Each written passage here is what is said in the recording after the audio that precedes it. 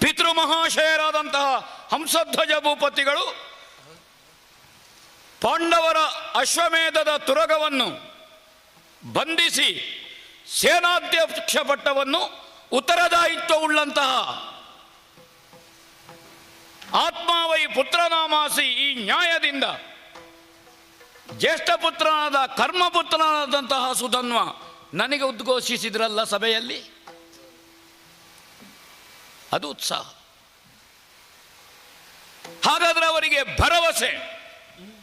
ಯಾವುದನ್ನು ಸಭೆಯಲ್ಲಿ ಉದ್ಘೋಷಿಸಿದ್ರು, ಯಾವ ಆಶಯದಿಂದ ಅಶ್ವಮೇಧದ ತುರಗವನ್ನು ಬಂಧಿಸಿದ್ರು, ಆಶಯದ ಸಾಕ್ಷಾತ್ಕಾರಕ್ಕೆ ಅದನ್ನು ಕೈಗೂಡಿಸುವಲ್ಲಿ ಸುಧನ್ವನಲ್ಲದೆ ಮತ್ತೊಬ್ಬನಲ್ಲ. ಈ ಪ್ರಪಂಚದ ಬೆಳಕನ್ನು ಕಾಣುವುದಕ್ಕೆ ಯಾರು ಕಾರಣರೋ, ಹೆತ್ತವರು, ಮಾತಾಪಿತೃ, ಅವರೇ ಇದನ್ನು ತಿಳ್ಕೊಂಡು ಅಂತಾದರೆ ನಮಗೆ ಮಂಗಲ ಮಂತ್ರಾಕ್ಷತೆಗೆ ಮತ್ತೊಬ್ಬನ ಮುಂದೆ ಶಿರವನ್ನು ಚಾಚಬೇಕಾಗಿಲ್ಲವಲ್ಲ ನಾವು. ಹಾಗಾದರೆ ಎಂತಹ ಕುದುರೆ ಬಂತು, ಹೇಗೆ ಬಂತು? ಕಾಲ ಪಾಣಯದಂತೆ. ನೋಡಿ, ಯಾರು ಕಾಲಾಧ್ಯಕ್ಷ, ಕಾಲವನ್ನು ಮೀರಿ ಕಾಲವನ್ನು ನಿಯಂತ್ರಿಸಿ ಹಾಗೆ ಅಂತ ಕಾಲಕ್ಕೆ ಬದ್ಧನಾಗಿ ಇರುವವನು ಭಗವಂತ. ಭಗವಂತ ಅತಿಕ್ರಮಿಸಿದರೆ ಕಾಲದ ಅತಿಕ್ರಮಣ ಅಲ್ಲ, ಅದು ಕಾಲದ ವಿಸ್ತರಣ. ಭಗವಂತನ ಪಾಳಯವೇ ಕಾಲಪಾಳಯ, ಉಳಿದ ಪಾಳಯವನ್ನು ಕಾಲಪಾಳಯ ಅಂತ ಹೇಳಲಿಕ್ಕಿಲ್ಲವಲ್ಲ. ಕಮಠನೆದೆ ಬಿರಿವಂತೆ, ಯಾವುದೋ ತೊರೆಯಲ್ಲಿರುವಂತಹ ಅಥವಾ ಕೆರೆಯಲ್ಲಿರುವಂತಹ ಬಾವಿಯಲ್ಲಿರುವಂತಹ ಒಂದು ಸಾಮಾನ್ಯ ಆಮೆಗೆ ನಾವು ಕಮಠ ಅಂತ ಹೇಳುವುದಲ್ಲ.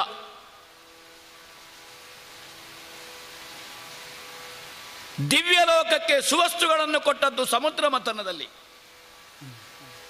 ಕಾಮಧೇನುವೋ, ಕಲ್ಪವೃಕ್ಷವೋ, ಚಿಂತಾಮಣಿಯೋ, ಐರಾವತವೋ, ಅಥವಾ ದೇವತೆಗಳಿಗೆ ಅಮೃತತ್ವವನ್ನು ಕೊಟ್ಟಂತಹ ಅಮೃತ ಭಾಂಡ. ಆವಾಗ ಮೇರುವನ್ನು ಆಧರಿಸಿದ ಅಂಶಾವತಾರಿಯಾದಂತಹ ಭಗವಂತ ಅಮಕಮಠ. ಕಮಠನ ಎದೆ ಬಿರಿಬೇಕು ಅಂತಾದರೆ ಅಂಶವನ್ನು ಆಧರಿಸಬೇಕು, ಧರಿಸಬೇಕು ಅಂತಾದರೆ ಪೂರ್ಣವೇ ಆಗಬೇಕು. ಕಮಠನೆದೆ ಬಿರಿವಂತೆ, ಅದು ಅಂಶ. ಕೃಷ್ಣಸ್ತು ಭಗವಾನ್ ಸ್ವಯಂ, ಅದು ಪೂರ್ಣ. ಮೂಲ ಬಲ ಸಹಿತ ಭಗವಂತನ ಬಲವೇ ಮೂಲ ಬಲ. ಪಾರ್ಥ ಸಾರಥಿಯಾಗಿ ಕೃಷ್ಣ ಯಾವಾಗ ಕುರುಕ್ಷೇತ್ರ ಯುದ್ಧದಲ್ಲಿ ಕಂಡುಕೊಂಡನ, ಇಲ್ಲಿಯೂ ಕೃಷ್ಣನಿದ್ದಾನೆ. ಅಲ್ಲ, ನಮ್ಮ ಲಕ್ಷ್ಯವೂ ಅದುವೇ. ಮಕ ಹಯ ಸಹಿತ. ಹಾಗಾದರೆ ಹಾಗಾದರೆ ಪಿತೃಮಹಾಶಯರಿಗೆ ಕಂಡಂತಹ ಒಳನೋಟ ಏನು? ಮಂತ್ರಿಗಳಿರ ಕೇಳಿರೀಗ ಶ್ರೀಕಾಂತನ ಕಾಣುವ ಯೋಗ ಮತ್ ಪುಣ್ಯವ ಏನೆಂಬೆ. ತೀರ್ಮಾನ ಮಾಡಿದ್ರಲ್ಲ, ಶ್ರೀಕಾಂತನನ್ನು ಕಾಣುವ ಯೋಗ ನಮಗೆ ಪುಣ್ಯ ಅಂತ ತಂದೆಯವರು ಹೇಳಿ ಆಯಿತು. ಕುದುರೆಯ ಬಂಧನಾಗಿದೆ. ಅರ್ಜುನ ಇನ್ನೂ ಪುರಪ್ರವೇಶ ಮಾಡಲಿಲ್ಲ. ಸತ್ಯ ಅರ್ಜುನನ ಜೊತೆಗೆ ಕೃಷ್ಣ ಇಲ್ಲ. ಆದರೂ ನಿತ್ಯ ದೇವರ ಕೋಣೆಯಲ್ಲಿ ಪಂಚಲೋಕದ ವಿಗ್ರಹದಲ್ಲಿ ಕೃಷ್ಣನನ್ನು ಕಾಣುವಂತ ನಮ್ಮ ಅಪ್ಪಯ್ಯ ಶ್ರೀಕಾಂತನನ್ನು ಕಾಣುವ ಯೋಗ ಅಂತ ಹೇಳಿದ್ರಲ್ಲ ಸಭೆಯಲ್ಲಿ. ಅದಕ್ಕೆ ಏನು ಮಾಡಬೇಕು? ಮೂಗನ್ನು ಹಿಡಿದು ಎಳೆದ್ರೆ ಮುಖ ಬರ್ತದೆ, ಕೈಯನ್ನು ಹಿಡಿದು ಎಳೆದ್ರೆ ದೇಹ ಬರ್ತದೆ. ಅದಕ್ಕಾಗಿ ಕೃಷ್ಣನನ್ನು ಕಾಣುವುದು ಹೇಗೆ? ಕೃಷ್ಣನ ಮುಖವಾಗಿ, ಹರಿಯ ಮುಖವಾಗಿ ಬಂದವ ನರ. ಆ ನರನನ್ನು ಬೆಚ್ಚಿಸಿ ಹರಿಯನ್ನು ಪ್ರತ್ಯಕ್ಷೀಕರಿಸಿ ಅವನನ್ನು ಮೆಚ್ಚಿಸಿ ನೋಡಿ. ಕೃಷ್ಣ ಬಂದ್ರೆ ಏನು ಮಾಡುವುದು? ಅವರೇ ಹೇಳಿದ್ರಲ್ಲ, ಸಮರ್ಪಿಸಿಕೊಳ್ಳುವಂತಹದ್ದು, ನಿವೇದನೆ ಮಾಡಿಕೊಳ್ಳುವಂತಹದ್ದು. ಇಲ್ಲ ಹಾಗಾದರೆ ಯುದ್ಧದ ಉದ್ದೇಶ ಏನು? ಕೃಷ್ಣ ದರ್ಶನ ಮಾತ್ರ ಅಲ್ಲ, ಆ ಕೃಷ್ಣನಿಗೆ ತಮ್ಮನ್ನು ನಾವು ಸಮರ್ಪಿಸಿಕೊಳ್ಳುವಂತಹ ಯುದ್ಧ ಇದು. ಅದರ ಅರ್ಥ ಏನು? ನಾವೇನು ನಾಸ್ತಿಕರ? ಪಾಂಡವರ ಅಶ್ವಮೇಧದ ಕುದುರೆಯನ್ನು ಕಟ್ಟಿ ಯಾಗ ವಿರೋಧಿಗಳಾಗಿ ಪಾಂಡವರು ಸಂಕಲ್ಪಿಸಿದಂತಹ ಯುದ್ಧದಲ್ಲಿ ನಮ್ಮದ್ದು ಒಂದು ಯಜ್ಞ ಉಂಟಲ್ಲ, ಆ ಯಜ್ಞ ಪುರುಷರನ್ನು ಕಾಣುವಂತಹದ್ದು. ಹೇಗೂ ಅವರು ಕುದುರೆಯನ್ನು ಬಿಟ್ಟಿದ್ದಾರೆ, ಯಜ್ಞ ತೊಡಗಿದ್ದಾರೆ. ನಮ್ಮ ಯಜ್ಞವು ಅದರಲ್ಲೇ ಆಗಲಿ. ಹೌದು, ಮನುಮಥನಯ್ಯನ ನೋಡಿ ತನುವ ಸಮರ್ಪಣೆ ಮಾಡಿ. ಕೇವಲ ತನು ಸಮರ್ಪಣೆ ಮಾಡಿದರೆ ಸಾಕಾಗ್ತದೋ? ತ್ರಿಕರಣ, ಕಾಯೇನ ವಾಚ ಮನಸ. ಇದನ್ನು ಅಪ್ಪಯ್ಯ ಸಭೆಯಲ್ಲಿ ಉದ್ಘೋಷಿಸಿದರು. ಹೌದು, ಹಾಗಾದರೆ ನಾವು ಮಾತ್ರವೋ? ನಮಗೆ ವ್ಯಷ್ಟಿಯ ಕಲ್ಪನೆಯೇ ಇಲ್ಲ, ಸಮಷ್ಟಿ. ಚಂಪಕಾವತಿಯಲ್ಲಿ ಹಂಸಕೇತು ಭೂಪತಿಗಳ ಕುಟುಂಬಕ್ಕೆ ಕೃಷ್ಣ ದರ್ಶನ ಆಗಬೇಕು ಅಂತಾದರೆ ನಾವು ಹೋಗುದು ದ್ವಾರಕೆಗೆ. ನಾನಿನ್ನ ದಾಸನಯ್ಯ ಉಂಟಲ್ಲ, ನಮ್ಮದಲ್ಲ. ನಾವು ವೀರವೈಷ್ಣವರು, ಕ್ಷಾತ್ರ. ಆ ಮೂಲಕವಾಗಿ ಕೇವಲ ನಾಮಲ್ಲ, ನಮ್ಮನ್ನು ಒಪ್ಪಿದ ಪ್ರಜೆಗಳು, ಸಾಮಾನ್ಯ ಕುಟುಂಬಿಕರ ಮಕ್ಕಳೇ ಪ್ರಜೆಗಳು, ನಮಗೆ ಪ್ರಜೆಗಳೇ ಮಕ್ಕಳು. ಸಮಗ್ರ ಚಂಪಕಾವತಿಗೆ ವಾಸುದೇವ ದರ್ಶನ ಆಗಬೇಕು. ನಮ್ಮದು ಸಾಮೂಹಿಕ ಪ್ರಾರ್ಥನೆ, ಲೋಕ ಸಮಸ್ತ ಉದ್ದೇಶದಿಂದ ಕುದುರೆಯ ಬಂಧನದದ್ದು. ಅದರ ಸಾಕ್ಷಾತ್ಕಾರ ಯಾರು ಮಾಡಬೇಕಾದ್ದು? ಬದುಕಿರುವಾಗಲೇ ಪಿತೃವಿನ ಅಂತರಂಗವನ್ನು ಅರ್ಥ ಮಾಡಿಕೊಂಡು ಅವರ ಬಯಕೆಯನ್ನು ಈ ಮರ್ತ್ಯದಲ್ಲಿ ಕೈವರ್ತಿಸಿಕೊಡುವುದೇ ಪುತ್ರ ಧರ್ಮ. ಅದು ಹೊರತು ಹಿರಿಯರು ಮಾಡಿದ ಸಂಪಾದನೆಗೋ, ಅವರು ಮಾಡಿದ ಬಂಡವಾಳಕ್ಕೋ, ಆಸ್ತಿಪಾಸ್ತಿಗೋ ಅಧಿಕಾರಿ ಎನ್ನುವುದರಿಂದ ಉತ್ತರಾಧಿಕಾರಿ ಅಲ್ಲವಲ್ಲ. ಆಧ್ಯಾತ್ಮ ಲೋಕ, ಅದನ್ನು ಯಾರು ಒದಗಿಸಿಕೊಡ್ತಾನೆ? ಅವ ನಿಜ ಅರ್ಥದಲ್ಲಿ ಆತ್ಮ ವೈಪುತ್ರ ನಾಮಾಸಿ. ತಂದೆಯವರು ಮಾಡಿಯಲ್ಲಿ ನಿಲ್ಲಿಸಿದ್ದಾರೆ, ಅದನ್ನು ಮುಂದುವರಿಸಿಕೊಂಡು ಹೋಗುವವ. ಅಥವಾ ಮಾಡದೇ ಯಾವುದು ಉಳಿದಿದೆ ಅದನ್ನು ಮೊದಲು ಮಾಡುವವ. ಭಾಗ್ಯ ದೊಡ್ಡದು. ಯುದ್ಧಕ್ಕೆ ಪ್ರತ್ಯೇಕವಾದಂತಹ ಸೇನೆ ನಮ್ಮಲ್ಲಿಲ್ಲ. ಎಲ್ಲರೂ ಅವರವರ ವರ್ಣಾಶ್ರಮ ಧರ್ಮದಂತೆ ಉದ್ಯೋಗದಲ್ಲಿ ತೊಡಗಿದವರು. ಕೌಟುಂಬಿಕವಾದದ್ದು ಕುಲನಾಮಕ್ಕೆ ಸಂಬಂಧಪಟ್ಟಂತೆ ಯುದ್ಧವನ್ನು ಅನಿವಾರ್ಯವಾಯಿತು. ಅವರು ಅದಕ್ಕೂ ಬದ್ಧರೆ, ಆಜ್ಞೆ ಬರಲಿಕ್ಕೆ ಮಾತ್ರ ಬಾಕಿ. ಯುದ್ಧಾಭ್ಯಾಸ ನಿರತರೇ ಅವರು. ಬಿಡಿ, ಚಂದ್ರವಂಶದ ಸಿಂಹಾಸನಕ್ಕಿರುವ ಪ್ರದೇಶದ ವ್ಯಾಪ್ತಿ ನಮಗಿಲ್ಲ, ಆದರೆ ಇರುವ ವ್ಯಾಪ್ತಿ ನಮ್ಮದು ಸುಪುಷ್ಟವಾಗಿ ಉಂಟು, ಪರಿಪುಷ್ಟವಾಗಿ ಉಂಟು. ಪ್ರದೇಶದ ವ್ಯಾಪ್ತಿಯಿಂದ ಪ್ರಭುತ್ವವನ್ನು ಹೇಳುವುದಲ್ಲ, ಯೋಗ್ಯತೆಯನ್ನು ಹೇಳುವುದು. ಇರುವುದು ಚೆನ್ನಾಗಿದೆಯೋ, ಉಂಟಲ್ಲ, ನಮಗೆ ಕತ್ತೆತ್ತಿ ಕಣ್ಣಳಿಸಿ ನೋಡುವುದಕ್ಕಿಂತ ಹೆಚ್ಚು ಭೂಮಿ ಇದೆ, ಆದರೆ ಕೃಷಿ ಮಾಡಲಿಲ್ಲ, ಅದು ಪ್ರಯೋಜನ ಏನು? ಇರುವುದು ಅಂಗೈಯಷ್ಟು ಅಳತೆ, ಆದರೆ 3 ಬೆಳೆ ಚೆನ್ನಾಗಿ ತೆಗಿತೇವೆ. ಎಷ್ಟು ಬೇಕು? ದುಡಿಯುವ ಮನಸ್ಸು ಬೇಕಷ್ಟೇ. ಹಾಗಾದ್ರೆ ನಮ್ಮಂಥವರಿಗೆ ಏನು? ಒಂದು ಕ್ಷಾತ್ರದ ಉದ್ಘಾಟನೆಗೆ, ಕ್ಷಾತ್ರದ ಪರೀಕ್ಷೆಗೆ ಯಾರು? ಅರ್ಜುನನಲ್ಲದೆ ಮತ್ತೆ ಯಾರು? ನಮ್ಮ ಲಕ್ಷ್ಯ ಅರ್ಜುನ, ಆದರೆ ನಮ್ಮ ಉದ್ದೇಶ ಬೇರೆ. ಅದು ಉದ್ದೇಶ ಬೇರೆ. ಹೌದೌದು, ಹಾಗೆ ಆಲೋಚನೆ ಮಾಡಿದವ. ಅವರೇ ಉದ್ಘೋಷ ಮಾಡಿದರು, ಯಾರು ನಾಳೆ ಸೂರ್ಯೋದಯಕ್ಕೆ ಮೊದಲು ಬ್ರಾಹ್ಮಿ ಮುಹೂರ್ತಕ್ಕೆ ಯುದ್ಧ ಕ್ಷೇತ್ರಕ್ಕೆ ಬರಲಿಲ್ಲ, ತಪ್ತ ತೈಲ ಕಟಾಹದಲ್ಲಿ ಹಾಕಲಾಗುವುದು. ಅದರ ಅರ್ಥ ಇಲ್ಲ ಹಿಂದೆ ಉಳಿಯುತ್ತಾರೆ ಅಂತಲ್ಲ, ಒಂದು ಆಜ್ಞೆಗೆ ವಿಧಿ ನಿರ್ಣಯ, ವಿಧಿ ನಿಷೇಧ ಮಾಡದೇ ಇದ್ರೆ ಹೇಗೆ?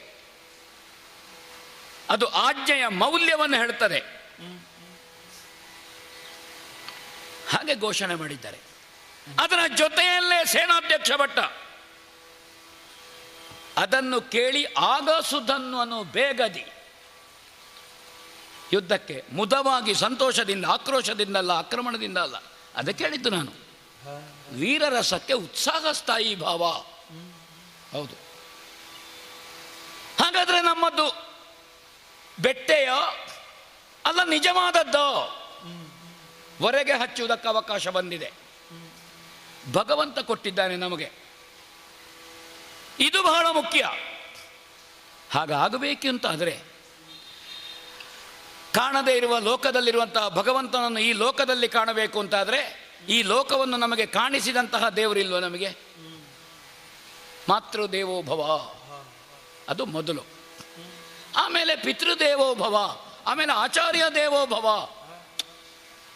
ಮತ್ತೆ ಬೇರೆ ಬೇರೆ ವಿಭಾಗದಲ್ಲಿ. ಮೊದಲು ಪ್ರಪಂಚದ ಬೆಳಕನ್ನು ಕೊಟ್ಟದ್ದು ಯಾರು? ಯಾವ ಬಸರಿನಿಂದ ನಾವು ಭೂಮಿಗೆ ಬಂದಿದ್ದೇವೆ? ತನ್ನ ಎಲ್ಲ ಸುಖೋಪಭೋಗಗಳನ್ನು ಮರೆತು ಗರ್ಭಾಂಕುರಗೊಂಡ ಮೇಲೆ ಎಲ್ಲ ಕಾಲದಲ್ಲಿಯೂ ಕಾಯೇನ ವಾಚ ಮನಸ ತ್ರಿಕರಣವಾಗಿ ಗರ್ಭ ಪೋಷಣೆಯಲ್ಲಿ ಯಾರು ತನ್ನ ಎಲ್ಲವನ್ನೂ ತ್ಯಾಗ ಮಾಡ್ತಾರೆ? ಹಾಗಾದರೆ ದೇವರು ಯಾರು? ಯಾರು ತ್ಯಾಗದಲ್ಲಿ ನಿಷ್ಠೆ ಇದ್ದಾರೆ, ಭೋಗದಲ್ಲಿ ಅಲ್ಲ, ಅವರು ಭಗವತ್ ಸ್ವರೂಪಿಗಳು. ಸುಗರ್ಭೆ ನಮ್ಮ ತಾಯಿ ಸಾಕಲ್ಲ, ಅದಕ್ಕೆ ವ್ಯಾಖ್ಯಾನ ಮಾಡಬೇಕು. ಸುಧನ್ವ, ಹೌದೌದು, ಅದು ವಿಷ್ಣು ಸಹಸ್ರನಾಮದಲ್ಲಿಯೂ ಹೌದು, ಶಿವ ಸಹಸ್ರನಾಮದಲ್ಲಿಯೂ ಹೌದು. ಸುಧನ್ವ ಯಜುರ್ವೇದಕ್ಕೆ ಉಪವೇದವಾದಂತಹ ಧನುರ್ವೇದಕ್ಕೆ ಅಧಿಷ್ಠಾತೃ ಸುಧನ್ವ. ಧನುರ್ವೇದವನ್ನು ಪೂರ್ಣ ಪ್ರಮಾಣದಲ್ಲಿ ಮೈಗೂಡಿಸಿಕೊಂಡಂತಹ ಅನ್ವರ್ಥವಾಗಿರುವವನೊಬ್ಬ ಸುಧನ್ವ. ಕುದುರೆಯ ಬೆಂಗಾವಲನಿಗೆ ಬಂದಂತಹ ಪಾರ್ಥ. ಆ ಕಾರಣದಿಂದ ಅಮ್ಮನ ಅಂತಃಪುರದ ಬಂದು ಒಳ ಪ್ರವೇಶ ಮಾಡ್ತೇನೆ. ಅಮ್ಮ, ಮಗು, ಜನನಿ ಸುಧನ್ವ. ಹೌದಮ್ಮ. ಆಹಾ, ಬಾಗಿದ್ದೇನೆ, ಪಾದಬುಡದಲ್ಲಿ ತಲೆಯನ್ನು ಚಾಚಿದ್ದೇನೆ, ನೆತ್ತಿಯನ್ನು ಅಘ್ರಾಣಿಸಿದ್ದೇನೆ ಕಂದ. ಸಂತೋಷ ಆಯಿತು ತಾಯಿ. ಒಂದು ಅಪೂರ್ವವಾದಂತಹ ಶಬ್ದಕ್ಕೆ ನಿಲುಕದ ಆನಂದ ಆಯಿತು. ಯಾಕಂದ್ರೆ ಅದು ಸಹಸ್ರಾರದ ಸ್ಥಾನ. ನಿಜ. ಅಲ್ಲಿಯೇ ಆಘ್ರಾಣಿಸಿ ಬಿಸಿಯುಸಿರನ್ನು ತಾವು ಬಿಟ್ಟಿದ್ದೀರಿ ಅಂತಾದ್ರೆ ನನಗಿನ್ನು ಉತ್ಕರ್ಷಕ್ಕೆ ಬೇರೆ ಏನು ಬೇಕು ಹೇಳಿ? ಅದರಿಂದ ಹೆತ್ತ ತಾಯಿಗಾಗುವಂತಹ ಆನಂದ ಏನು ಕಡಿಮೆ ಅಂತ ತಿಳ್ಕೊಂಡಿದ್ದೀಯ ಮಗು? ನಂದನನಾದವನು ತಾಯಿಗೆ ಆನಂದವನ್ನೇ ಕೊಡಬೇಕಂತೆ. ಹಾಗಾಗಿ ಅವನನ್ನು ನಂದನ ಅಂತ ಕರೀತಾರೆ. ನಿಜಾರ್ಥದಲ್ಲಿ ನಂದನನಾದವನು ಏನು ಅಲ್ಲ, ಬಹಳ ಉತ್ಸಾಹದಲ್ಲಿದ್ದ. ಹೌದು, ವಿಶೇಷವಾದ ಆವೇಶ, ವೀರಾವೇಶ ಇದೆ. ಅಷ್ಟು ಮಾತ್ರ ಅಲ್ಲ, ಅದಕ್ಕೆ ಒಪ್ಪುವಂತ ವೇಷವೂ ಉಂಟು. ಎಂದಿಗೂ ಅಮ್ಮನನ್ನು ಕಾಣುವುದಕ್ಕೆ ಈ ರೀತಿಯಲ್ಲಿ ಬಂದವನಲ್ಲವಲ್ಲ ನೀನು. ಏನು ಮಗನೇ ವಿಶೇಷ? ಬೆನ್ನಿಗೆ ಕಟ್ಟಿಕೊಂಡಿದ್ದಿ ಬತ್ತಳಿಕೆಯನ್ನು. ಹೌದು. ಎದೆ ಕವಚವನ್ನ ಕಟ್ಟಿಕೊಂಡಿದ್ದಿ. ಆ ಅಮ್ಮನಂತಪುರಕ್ಕೆ ಬರುವಾಗ ಈ ರೀತಿ ಯಾವುದಕ್ಕೂ ಬರುವುದಕ್ಕಲ್ಲ. ಇವತ್ತು ಬರಬೇಕಾಯ್ತು. ಅಂತ ಯಾವ ಅವಸರ ಇವತ್ತು ಪ್ರಾಪ್ತವಾಯಿತು ನಿನಗೆ? ಅಮ್ಮ ಹ? ಹೇಳ ಹೇಳು. ಗೊತ್ತಿಲ್ವ ತಾಯಿ?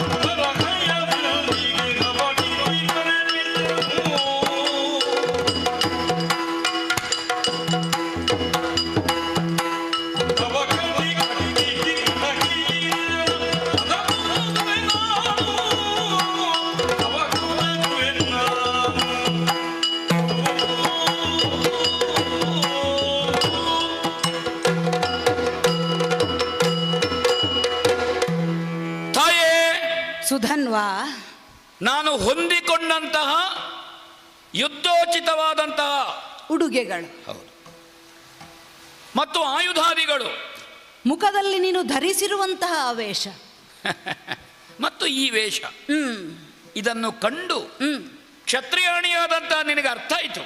ಕ್ಷತ್ರಿಯಾಣಿ ಅಲ್ವೇ ನಾನು? ಹೌದು. ಹೊಟ್ಟೆಯಲ್ಲಿ ಹುಟ್ಟಿದಂತಹ ಎದೆ ಎತ್ತರಕ್ಕೆ ಬೆಳೆದ ಮಗ ಈ ರೀತಿಯಲ್ಲಿ ಕಣ್ಣ ಮುಂದೆ ಬಂದ ಅಂತ ಹೇಳುವಾಗ ನನಗೂ ಉತ್ಸಾಹ ಜಾಗೃತವಾಗುತ್ತದೆ. ಆಗಿ ಹೋದಂತಹ ವೀರಕುಮಾರರ ಕಥೆಯನ್ನು ಹೇಳಿ ಹಾಲು ಕುಡಿಸಿದ್ದು ನೆನಪುಂಟು. ನಿಜ. ಯಾವ ವರ್ಗದಲ್ಲಿ ಯಾವ ವರ್ಣದಲ್ಲಿ ನಾವಿರ್ತೇವೆಯೋ ಆ ವರ್ಣದವರ ಹಿಂದಿನ ಪೂರ್ವಸೂರಿಗಳ ಕಥೆ ಹೇಳುವುದಲ್ಲೂ ನಮ್ಮ ಮಕ್ಕಳಿಗೆ. ನಾವು ಅದುವೇ ಅಲ್ವೇ ಮಕ್ಕಳಲ್ಲಿ ಜಾಗೃತಪಡಿಸಬೇಕಾದ್ದು ಸದಾ ಕಾಲಕ್ಕೆ. ನನಗೆ ಆ ಜಾಗೃತಿಯನ್ನು ಸದಾ ನೀ ಕೊಟ್ಟಿದ್ದಿ. ನಿಜ. ನಮ್ಮನ್ನೆಲ್ಲ ಕ್ಷಾತ್ರದಲ್ಲಿ ಜಾಗೃತ ಚೇತನನಾಗಿಟ್ಟ ತಾಯಿ ನೀನು. ಅಮ್ಮ ಮಗನೇ, ಸುತ್ತಮುತ್ತೆಲ್ಲ ಅಂತಃಪುರ ನಿವಾಸಿನಿಯರು ಉತ್ಸಾಹದಿಂದ ಆಚೆ ಈಚೆ ಓಡುವುದನ್ನು ಗಮನಿಸಿದ್ಯೋ ಇಲ್ವೋ ಅಂತ ಗೊತ್ತಿಲ್ಲ. ಗಮನಕ್ಕೆ ಬರ್ತಾ ಉಂಟು. ಅದೇ ಕಾಲಕ್ಕೆ ನೀನು ಇಲ್ಲಿಗೆ ಬಂದೆ, ನಿನ್ನ ಗಮನವೂ ಇಲ್ಲಿಗೆ ಆಯಿತು. ಹೊಸ ಹೊಂತಕಾರಿಗಳು ಉತ್ಸಾಹದಿಂದ ಆಚೆ ಈಚೆ ಓಡ್ತಾ ಇದ್ದಾರೆ. ಅತ್ತೆ ನಿಜ. ಹೀಗೆ ಓಡಾಟ ಮಾಡಿದವರಿಲ್ಲ ನಮ್ಮಲ್ಲಿ ಚಂಪಕಾವತಿಯಲ್ಲಿ. ಇಂಥದ್ದೊಂದು ಅವಸ್ಥೆ ನಮಗೆ ಬಂದದ್ದಿಲ್ಲ. ದೇವರ ಪೂಜೆಗೆ ಮಂಗಲವಾದ್ಯ ಮೊಳಗುತ್ತದೆ, ಇವತ್ತು ಜೊತೆಗೆ ರಣವಾದ್ಯವೂ ಮೊಳಗಿದೆ. ಹೌದು. ಮತ್ತೆ ಏನಿಲ್ಲ ತಾಯಿ, ಏನೋ ಆರ್ಯಾವೃತ್ತವನ್ನು ಆಳುವ ಚಕ್ರವರ್ತಿ ಸಿಂಹಾಸನಗಳು ಎರಡು, ಒಂದು ಸೂರ್ಯವಂಶ, ಒಂದು ಚಂದ್ರವಂಶ. ಹೌದು. ಸೂರ್ಯವಂಶ ಪ್ರವರ್ಧಮಾನದಲ್ಲಿರುವಾಗ ಚಂದ್ರವಂಶ ಕಾಣುವುದಿಲ್ಲ, ಇರ್ತದೆ. ಹೌದು. ಸೂರ್ಯ ಕಂತುವಾಗ ಚಂದ್ರ ಕಾಣಿಸಿಕೊಳ್ಳುವಂತೆ ಪ್ರಕಾಶಮಾನವಾಗುವಂತ. ಈಗ ಚಂದ್ರವಂಶದಲ್ಲಿ ಪ್ರವರ್ಧಮಾನವಾಗಿ ಬೆಳಗುತ್ತಿರುವವ, ಸೇತುವಿನಿಂದ ಹಿಮಾಲಯದವರೆಗೆ ಧರ್ಮ ಏನು ಅಂತ ಹೇಳಬಲ್ಲವ ಯುಧಿಷ್ಠಿರ ಧರ್ಮರಾಯ, ಜವನಾತ್ಮಜ ಅವ, ಹಸ್ತಿನೆಯ ಒಡೆಯ. ನಾವು ಕರ್ಣಾಕರ್ಣಿಗೆ ಕೇಳಿದ್ದೇವೆ. ಹೌದು. ಧರ್ಮದೇವನನ್ನೇ ಪ್ರಾರ್ಥಿಸಿ ಸಂಕಲ್ಪ ಮಾಡಿ ಅನುಷ್ಠಾನ ಮಾಡಿ ಕುಂತಿದೇವಿ ಧರ್ಮರಾಯನನ್ನು ಪಡೆದಲಂತೆ. ನಿಜ. ಬಂಧು ಹತ್ಯಾ ದೋಷದ ಶಂಕೆ ದೇವಕಲ್ಪವೂ ಋಷಿಕಲ್ಪವೂ ಆಗಿ ಆ ಧರ್ಮರಾಯ ಅಶ್ವಮೇಧವನ್ನು ಸಂಕಲ್ಪ ಮಾಡಿ ಪವಿತ್ರ ಪಾಣಿಯಾಗಿ ಉತ್ತಮಾಶ್ವವನ್ನು ಪೂಜಿಸಿ ಬಿಟ್ಟಿದ್ದಾನೆ. ಓಹೋ, ಹೌದಾ? ಅಶ್ವಮೇಧಕ್ಕೆ ಮುಂದಾಗಿದ್ದ. ಹೌದು, ಅಶ್ವಮೇಧ. ವ್ಯಾಸರ ನಿರ್ದೇಶನ ಇದೆ, ಸೌಮ್ಯರ ಮಾರ್ಗದರ್ಶನ ಇದೆ, ವಾಸುದೇವನ ಮಂತ್ರಾಕ್ಷತೆಯೂ ಇದೆ. ಅದು ನಮಗೆ ತಿಳಿದಂತಹ ವಿಚಾರ. ಕುದುರೆಗೆ ಸ್ವಯಂ ಗಮನ ಇಲ್ಲ. ನಿಜ. ಆವಾಹಿಸಲ್ಪಟ್ಟ ದೇವತೆಗಳ ಸಂಕಲ್ಪದಂತೆಯೇ ಕುದುರೆ ಸಾಗುವುದು. ಅಶ್ವಮೇಧದ ಕುದುರೆ ಬರುವಂತಹ ರೀತಿಯೇ ಹಾಗೆ ಅಂತ ನಾವು ತಿಳ್ಕೊಂಡದ್ದು. ಯಾರಾದ್ರೂ ಹುಲ್ಲು ತೋರಿಸಿದ್ರೆ, ಹಿಂಡಿ ತೋರಿಸಿದ್ರೆ, ಹುರುಳಿ ತೋರಿಸಿದ್ರೆ ಅದು ಬರುವ ಕ್ರಮ ಇಲ್ಲ. ಅಥವಾ ಅಶ್ವಮೇಧದ ಕುದುರೆಯನ್ನು ಬಂಧಿಸುವುದು ಅಂತ ದೊಡ್ಡ ಸಂಕೋಲೆಯನ್ನು ತಂದು ಕಟ್ಟುದು ಬೇಡ, ಅದೂ ಆಗುವುದಿಲ್ಲ. ಬಾಳೆ ಹಗ್ಗವನ್ನು ಕುತ್ತಿಗೆಗೆ ಸುತ್ತಾಕಿ ಬಾಳೆ ಗಿಡಕ್ಕೆ ಕಟ್ಟಿದ್ರು ಅದು ನಿಲ್ತದೆ. ಆ ಕುದುರೆ ದೇವಕಲ್ಪದಂತೆ ನಮ್ಮ ಪುರ ಪ್ರವೇಶ ಮಾಡಿತು. ದೈವೇಚ್ಛೆಯಂತೆ ನಮ್ಮ ಪುರವನ್ನು ಈ ಚಂಪಕಾವತಿಯನ್ನು ಪ್ರವೇಶ ಮಾಡಿದೆಯಾ? ಚಂಪಕಾವತಿಯ ಮಹಾಪ್ರಭುಗಳು ಈ ಭಾಗದಲ್ಲಿ ಸಾಮಂತರಿಗೆ ನೇತಾರರು ಆದಂತಹ ನಮ್ಮ ಪಿತೃ ಮಹಾಶಯರು ನಿಜ ಮಂತ್ರಿಗಳ ಮೂಲಕವಾಗಿ ಚಾರಕರ ಮೂಲಕ ವಿಷಯ ಸಂಗ್ರಹಿಸಿ ಪಾಂಡವರ ಅಶ್ವಮೇಧದ ಕುದುರೆಯನ್ನು ಬಂಧಿಸಲಿಕ್ಕೆ ಸೂಚನೆ ಕೊಟ್ಟರು. ನಿಮ್ಮಯ್ಯ ಹಾಗೆ ಮಾಡಿದ್ರೆ? ಹೌದು. ಆಹಾ, ಸಂತೋಷದಿಂದ ಕ್ಷಾತ್ರದ ಉಲ್ಲಾಸದಿಂದ ಯುದ್ಧ ತೀರ್ಮಾನವನ್ನೂ ಮಾಡಿದ್ರಪ್ಪಯ್ಯ. ಫಲ ಆ ಯುದ್ಧದ ಸೇನಾಧ್ಯಕ್ಷ ಪಟ್ಟವನ್ನು ನಿಮ್ಮ ಜ್ಯೇಷ್ಠ ಮಗ ಸೀಮಂತ ಪುತ್ರನಾದಂತಹ ನನಗೆ ಅನುಗ್ರಹ ಮಾಡಿದ್ರು. ನಾವು ಮಕ್ಕಳು 4 ಜನ, ಸುಧನ್ವನೋ ಸುದರ್ಶನನೋ ಹೀಗೆ ಸುರಥನೋ ಸುಮನೋ ಅಲ್ವಾ, ನಾನು ಕೊಟ್ಟರು. ಆಹಾ, ಅಮ್ಮ ನಿಮ್ಮ ಗರ್ಭಪಾವನದಿಂದ ನಾ ಹುಟ್ಟಿದ್ದೇನೆ. ನನ್ನ ಪುನೀತತ್ವಕ್ಕೆ ಬೇರೆ ಪ್ರಮಾಣ ಪತ್ರವೂ ಬೇಡ. ಅಂತಃಪುರ ನಿವಾಸಿನರ ಆಂತರ್ಯದಲ್ಲಿ ಭಯದ ಬೀಜವನ್ನು ಬಿತ್ತಬಲ್ಲ ಅರ್ಜುನ.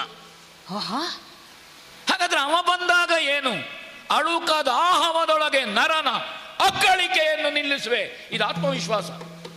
ಅಶ್ವಮೇಧದ ತುರಗದ ರಕ್ಷಣೆಗಾಗಿ ಬಂದವನು ಅವ ಅರ್ಜುನ, ಮಧ್ಯಮ ಪಾಂಡವ. ಹೌದು.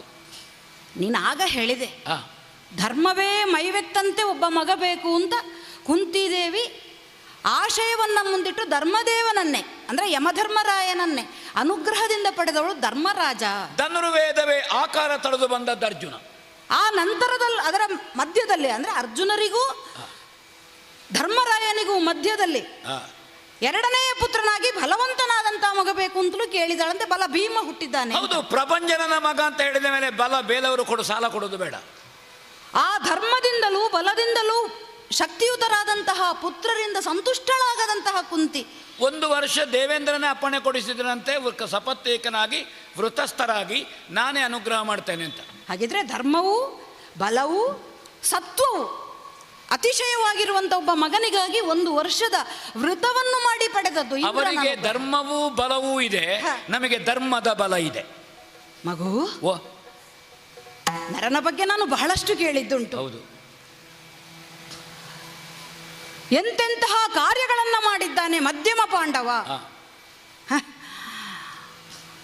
ಅದರ ಜೊತೆಯಲ್ಲಿ ಇತ್ತೀಚೆಗೆ ನಡೆದಂತಹ ಭಾರತ ಹವ,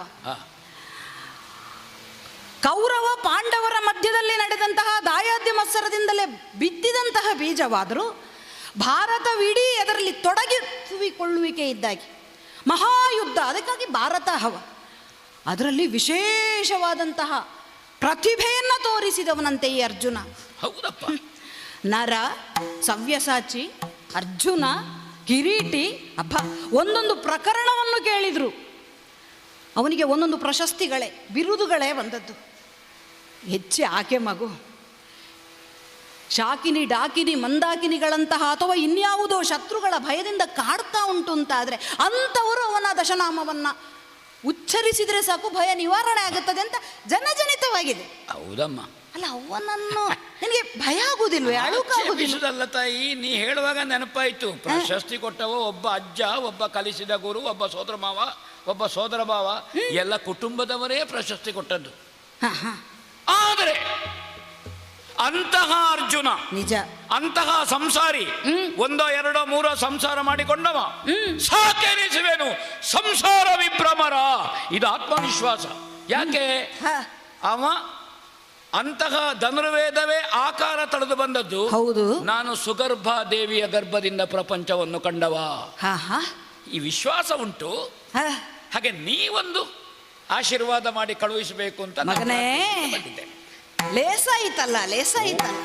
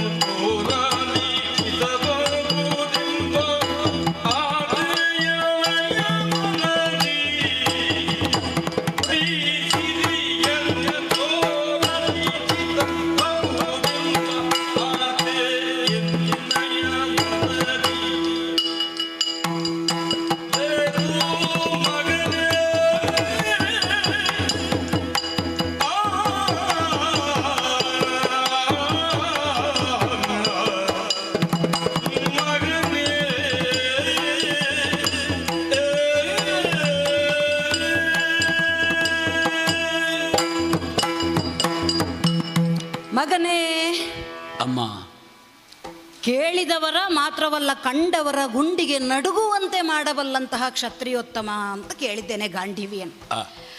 ಅಂತಹ ಗಾಂಡೀವಿಯನ್ನಾದರೂ ಗಂಡದೆಯಿಂದ ನಾನು ಎದುರಿಸ್ತೇನೆ ಅಂತ ಹೊರಟು ನಿಂತಿದ್ದಿ. ಎಷ್ಟು ಸಂತೋಷ ಆಗುತ್ತದೆ ತಾಯಿಯಾದವಳಿಗೆ ಮಗನ ಬಾಯಿಂದ ಇಂಥ ಮಾತು ಕೇಳುವಾಗ. ಲೇಸು ಮಗನೇ, ಅಲ್ಲ ಇದು ಲೇಸ ಆಗುತ್ತದೆ ಅಂತಲೇ ಅಲ್ಲವೇ ನಿಮ್ಮ ಅಪ್ಪನಾದಂತಹ ಹಂಸಧ್ವಜ ಮಹಾರಾಜರಾದ್ರು ನಿನ್ನನ್ನೇ ಮುಂದಾಳುತ್ವದಲ್ಲಿ ಕಳುಹಿಸಿಕೊಟ್ಟಿದ್ದಾರೆ. ಹಾಗೆ ನೋಡಿದ್ರೆ ಮಗು, ಹೆಚ್ಚುಗಾರಿಕೆಯಿಂದ ಹೇಳ್ತೇನೆ ಅಂತಲ್ಲ, ಆದ್ರೂ ಹೆಮ್ಮೆಯಿಂದ ನಿನ್ನ ಮುಂದೆ ಹೇಳುವುದಕ್ಕೆ ಏನುಂಟು ಹೇಳು. ಪಾಂಡು ಸುತರು ಅಂತ ಹೇಳಿ ಕರೆಯಲ್ಪಡುವಂತಹ ಪಾಂಡವ ಪಂಚಕರು, ಹೌದು, ಪ್ರತಿಯೊಬ್ಬರು ಒಂದೊಂದು ವಿಷಯದಲ್ಲಿ ವಿಶೇಷವಾದಂತಹ ಪ್ರತಿಭೆಯನ್ನು ಹೊಂದಿದವರು. ನಾವು ಆಗಲೇ ಹೇಳಿದ ಅಂತಹ ವೀರರು, ಶೂರರು, ಸತ್ವಾತಿಶಯವನ್ನು ಉಳ್ಳಂತಹ 5 ಮಂದಿ ಮಕ್ಕಳು ಕಾರಣಾಂತರದಿಂದ ಪಾಂಡುವಿನ ಮರಣವಾದ ನಂತರ ಕುಂತಿದೇವಿಯೇ ಅವರನ್ನೆಲ್ಲ ರಕ್ಷಿಸಿ ಪಾಲಿಸಿದ ಕಾರಣದಾಗಿ ಕುಂತಿಸುತ್ತರು. ಔಪಚಾರಿಕವಾಗಿ ಯಾರೋ ಹೇಳಬಹುದು ಮಾದ್ರೇಯರು ಅಂತ, ಸಮಷ್ಟಿಯಿಂದ ಕುಂತಿನಂದರು. ಯಾಕಂದ್ರೆ ತಂದೆಯು ತಾಯಿಯೂ ಆಗಿ ಪಾಲಿಸಿದವಳು ಅವಳೇ. ಆ ಒಂದು ವಿಚಾರದಲ್ಲಿ ಉಂಟಲ್ಲ, ನನಗೂ ಹೆಮ್ಮೆ ಉಂಟು. ನನಗೂ 5 ಜನ ಮಕ್ಕಳಿಲ್ವೇ? ಹೌದೌದು. ಅದರಲ್ಲಿ ಕುಂತಿಗೂ ನನಗೊಂದು ಸಮಾನತೆ. ನನ್ನ 4 ಮಕ್ಕಳು ಗಂಡು ಮಂದಿ, ಮತ್ತೆ ಒಬ್ಬಳು ಹೆಣ್ಣು ಇರಬಹುದು, ಅವಳಿಗೆ 5 ಮಂದಿ ವೀರಪುತ್ರರು ಅಂತ ಯಾರೋ ಹಿರಿಯರು ಹೇಳುದು ಕೇಳಿದ್ದೇನೆ. ಕನ್ಯಾದಾನ ಪಡೆದವ ಸಾಲ ಮಾಡಿಯೇ ಹೋಗುದಲ್ಲ, ಕನ್ಯಾದಾನ ಮಾಡ್ಲಿಕ್ಕೊಂದು ಹೆಣ್ಣು ಇರಬೇಕು ಮೊದಲು ಅಂತ. ಹಾಗಿದ್ರೆ ಅವಳಿಗಿಂತಲೂ ಒಂದು ಹೆಜ್ಜೆ ಮುಂದೆ ನಾನು ಅಂತ ಆಯ್ತು. ಸಂಶಯ ಉಂಟ? ಹಾಗಂತ ನಮ್ಮ ಕೂವಲೆ ಯಾವುದ್ರಲ್ಲಿ ಏನು ಕಮ್ಮಿ ಇಲ್ಲ ನೋಡಿ. ಆದ್ರೆ ಏನು ಮಾಡೋಣ ಮಗು, ಎಲ್ಲ ಯೋಗ ಎಲ್ರಿಗೂ ಬರ್ತದೆ. ಹೇಳುದು, ನನ್ನ ತಾಯಿ ನಿನ್ನನ್ನು ನೋಡುವಾಗಲೇ ನನ್ನ ತಂಗಿ ಹೇಗೆ ಅಂತ ಗೊತ್ತಾಗುದಿಲ್ವಾ? ಅಲ್ವಾ? ಅವಳ ಬಗ್ಗೆ ನೀವೆಲ್ಲರೂ ಹೆಮ್ಮೆ ಪಟ್ಟವರೇ. ಹೌದೌದು, ನಾನು ಹೆಮ್ಮೆ ಪಡದೇ ಇರ್ತೇನೋ. ಆದ್ರೆ ಅದೆಲ್ಲ ಸರಿ. ಆದ್ರೆ ನನಗೊಂದು, ಎಲ್ಲ ಭಾಗ್ಯವನ್ನು ಎಲ್ಲರೂ ಪಡೆದುಕೊಂಡು ಬರುವುದಿಲ್ಲ. ಒಂದು ಮಾತು ಕೇಳಿದ್ದೇನೆ, ಯಾವಾಗ ಆ ಕುಂತಿದೇವಿ ಆಶೆ ಪಡ್ತಾಳೋ ಆ ಕಾಲಕ್ಕೆಲ್ಲ ಶ್ರೀಕೃಷ್ಣ ಅವಳ ಮುಂದೆ ನಿಲ್ಲುತ್ತಾನಂತ. ಮಗನೇ, ಗೊತ್ತಿದ್ದದ್ದೇ, ವೀರ ವೈಷ್ಣವರು ನಾವು. ನಿಮ್ಮಪ್ಪ ಸಚ್ಚರಿತ, ಸದ್ಧರ್ಮಿ, ವೀರ, ರಣಪ್ರವೀಡ, ಹೀಗೆ ಬೇರೆ ಬೇರೆ ಹೆಸರುಗಳಿಂದ ಖ್ಯಾತಿಯಾದವರು. ದಕ್ಷಿಣಾದಿಯಲ್ಲಿ ಹೆಚ್ಚು ಹೇಳಬೇಕು ಅಂತಾದ್ರೆ ನಮ್ಮ ಅಪ್ಪ ಹೇಗೆ ಪ್ರಖ್ಯಾತರೋ, ಉತ್ತರಾದಿಯಲ್ಲಿ ಯುಧಿಷ್ಠಿರ ಇರಬಹುದು. ಆದರೆ ನಾವು ನಮ್ಮ ಜನರನ್ನ ಸೇರಿಸಿಕೊಂಡು ಆ ಆರಾಧ್ಯ ದೈವವಾದವಂತಹ ಶ್ರೀಹರಿಯನ್ನ ಅನವರತ ಧ್ಯಾನಿಸುವವರು. ನಮಗೆಲ್ಲ ಅವನದ್ದೇ ರಕ್ಷಣೆ ಅಂತ ತಿಳ್ಕೊಂಡವರಲ್ವೇ ನಾವು. ಅವನನ್ನೇ ಕಟ್ಟುನಿಟ್ಟಾಗಿ 3 ದಿನ ಏಕಾದಶಿ ವ್ರತವನ್ನ ಮಾಡುವುದು. ನಾವು ಮಾತ್ರವೋ, ಪ್ರತಿಯೊಬ್ಬ ಪ್ರಜೆಯೂ ಕೂಡ ಅದರಲ್ಲಿ ತೊಡಗಿಸಿಕೊಳ್ತಾನೆ. ಎಷ್ಟೋ ಸಲ ನನಗೆ ಆಸೆ ಆದದ್ದುಂಟು ಮಗು. ನಾರದರು ಬಂದು ಹೇಳ್ತಾ ಇದ್ರು, ಶ್ರೀಹರಿಯೇ ಮೈ ತಳೆದು ಶ್ರೀಕೃಷ್ಣನ ರೂಪಿನಿಂದ ಹುಟ್ಟಿ ಬಂದಿದ್ದಾನೆ. ಕೃಷ್ಣಸ್ತು ಸ್ವಯಂ ಭಗವಾನ್. ಗೋಕುಲದಲ್ಲಿ ಹುಟ್ಟಿದಂತೆ, ದ್ವಾರಕೆಯಲ್ಲಿ ಈಗ ನೆಲೆ ನಿಂತಿದ್ದಾನಂತೆ, ಮಧ್ಯದಲ್ಲಿ ಅನೇಕ ರಕ್ಕಸರನ್ನ ಮರ್ಧಿಸಿದ್ದಾನಂತೆ. ಏನು ಮಾಡೋಣ, ಅಂತ ಗೋಪ ಬಾಲರಿಗೆಲ್ಲ ಕಣ್ಣಿಗೆ ಕಾಣುವಂತೆ ದಿವ್ಯ ದರ್ಶನ ಆಗುತ್ತದಂತೆ. ನಮಗೂ ಒಂದು ದೇವರನ್ನು ಕಾಣಬೇಕು ಅಂತ ಎಷ್ಟು ಸಮಯದಿಂದ ಆಸೆ ಇತ್ತು ಮಗನೇ. ಈ ಆಸೆಯನ್ನ ನಾನು ಅಪ್ಪಯ್ಯನ ಹತ್ರ ಹೇಳಿದ್ರೆ ಅವ್ರೇನು ಹೇಳ್ತಾ ಇದ್ದದ್ದು ಗೊತ್ತಾ? ಕೇವಲ ಆರ್ತರಾಗಿ ನಾವು ಅವನನ್ನು ಕಾಣುವುದಲ್ಲ, ಜಿಜ್ಞಾಸುಗಳಾಗುವುದಕ್ಕೆ ನಮಗೆ ಅವಕಾಶ ಇಲ್ಲ. ನಾವು ಅರ್ಥಾರ್ಥಿಗಳು, ಪೌರುಷದ ಮೂಲಕವೇ ಯಾವುದನ್ನಾದರೂ ಸಂಕಲ್ಪವನ್ನು ಸಾಧಿಸಬೇಕಾದಂಥವರು. ಕಂಡೇವು ನಾವು, ಬಂದಾನು ನಮ್ಮಲ್ಲಿಗೂ. ಹೀಗೆ ನನ್ನ ಆಸೆಗೆ ಪೋಷಣೆಯೋ ನೀರೆರಚುವುದೋ ನನಗೆ ಗೊತ್ತಿಲ್ಲ, ಅಂತೂ ಹೀಗೆ ಹೇಳ್ತಾ ಬಂದವರು. ಕುಂತಿದೇವಿಗಾದ್ರೆ ನೆನೆದಾಗ ಬರ್ತಾನಂತೆ ಶ್ರೀಕೃಷ್ಣ. ಎಲ್ಲಿಯ ದ್ವಾರಕೆ, ಎಲ್ಲಿಯ ಈ ಚಂಪಕಾನಗರ. ಅಪ್ಪಯ್ಯ ಹೇಳ್ತಾರೆ, ನಿಜ ಆಸೆ ನನ್ನಲ್ಲಿ ಇನ್ನೂ ಉಂಟು, ಕಾಣ್ಲಿಕ್ಕುಂಟೋ ಇಲ್ವೋ ಅದು ಒಂದು ಬಿಟ್ರೆ ಮಗನೇ, ನಿಮ್ಮಂತ ಮಕ್ಕಳನ್ನ ಹೆತ್ತ ಮೇಲೆ ನನಗೆ ಏನು ಆಗಬೇಕು ಹೇಳ ಅಮ್ಮ. ಮಗನೇ, ಜ್ಞಾನಿಗಳಿಗೆ ಕಣ್ಣು ಮುಚ್ಚಿ ಕೂಡ್ತಾರೆ ದೇವರು ಕಾಣ್ತಾನೆ. ಅದು ಹೌದು. ಜಿಜ್ಞಾಸು ದೇವರನ್ನು ಕಾಣಬೇಕು ಹೇಳ್ತಾನೆ, ಹೋಗುವ ಪ್ರಯತ್ನ ಮಾಡುವುದಿಲ್ಲ. ಅರ್ಥಾರ್ಥಿಯಾದವ ದೇವರಿಗೆ ಅರ್ಪಣೆಯೋ ಸಮರ್ಪಣೆಯೋ ಹರಿಕೆಯೋ ಕಾಣಿಕೆಯೋ ಹೇಳಿ ಅನುಗ್ರಹಕ್ಕೆ ಪಾತ್ರರಾಗುತ್ತಾನೆ. ಹೌದು. ಆರ್ತಿ ಕೇಳುವುದು ಮಾತ್ರ, ಏನನ್ನೂ ಕೊಡುವುದಿಲ್ಲ. ತಾವು ಹಾಗಲ್ಲ. ನಾವು ಅರ್ಥಾರ್ಥಿಗಳು, ಭಗವಂತನ ನಿರೀಕ್ಷೆಯಲ್ಲಿದ್ದೇನೆ ಅಂತ ತಾವು ಹೇಳಿದ್ರಿ. ನಿಜ. ಆ ಅಪ್ಪನಿಂದ, ಈ ಅಮ್ಮನ ಬಸಲಿನಿಂದ ಬಂದವ ಈ ಮಗ. ತಾಯೇ ಏನು ಮಗ?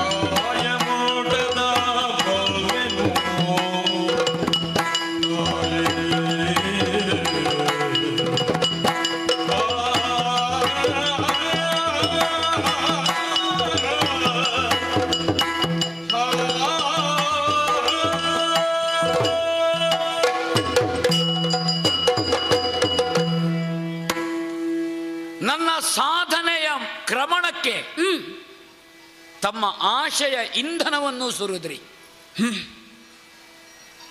ವಾಸುದೇವನ ಮೈಸಿರಿಯ ತೋರಲಿಚ್ಛಿಸಬಹುದು.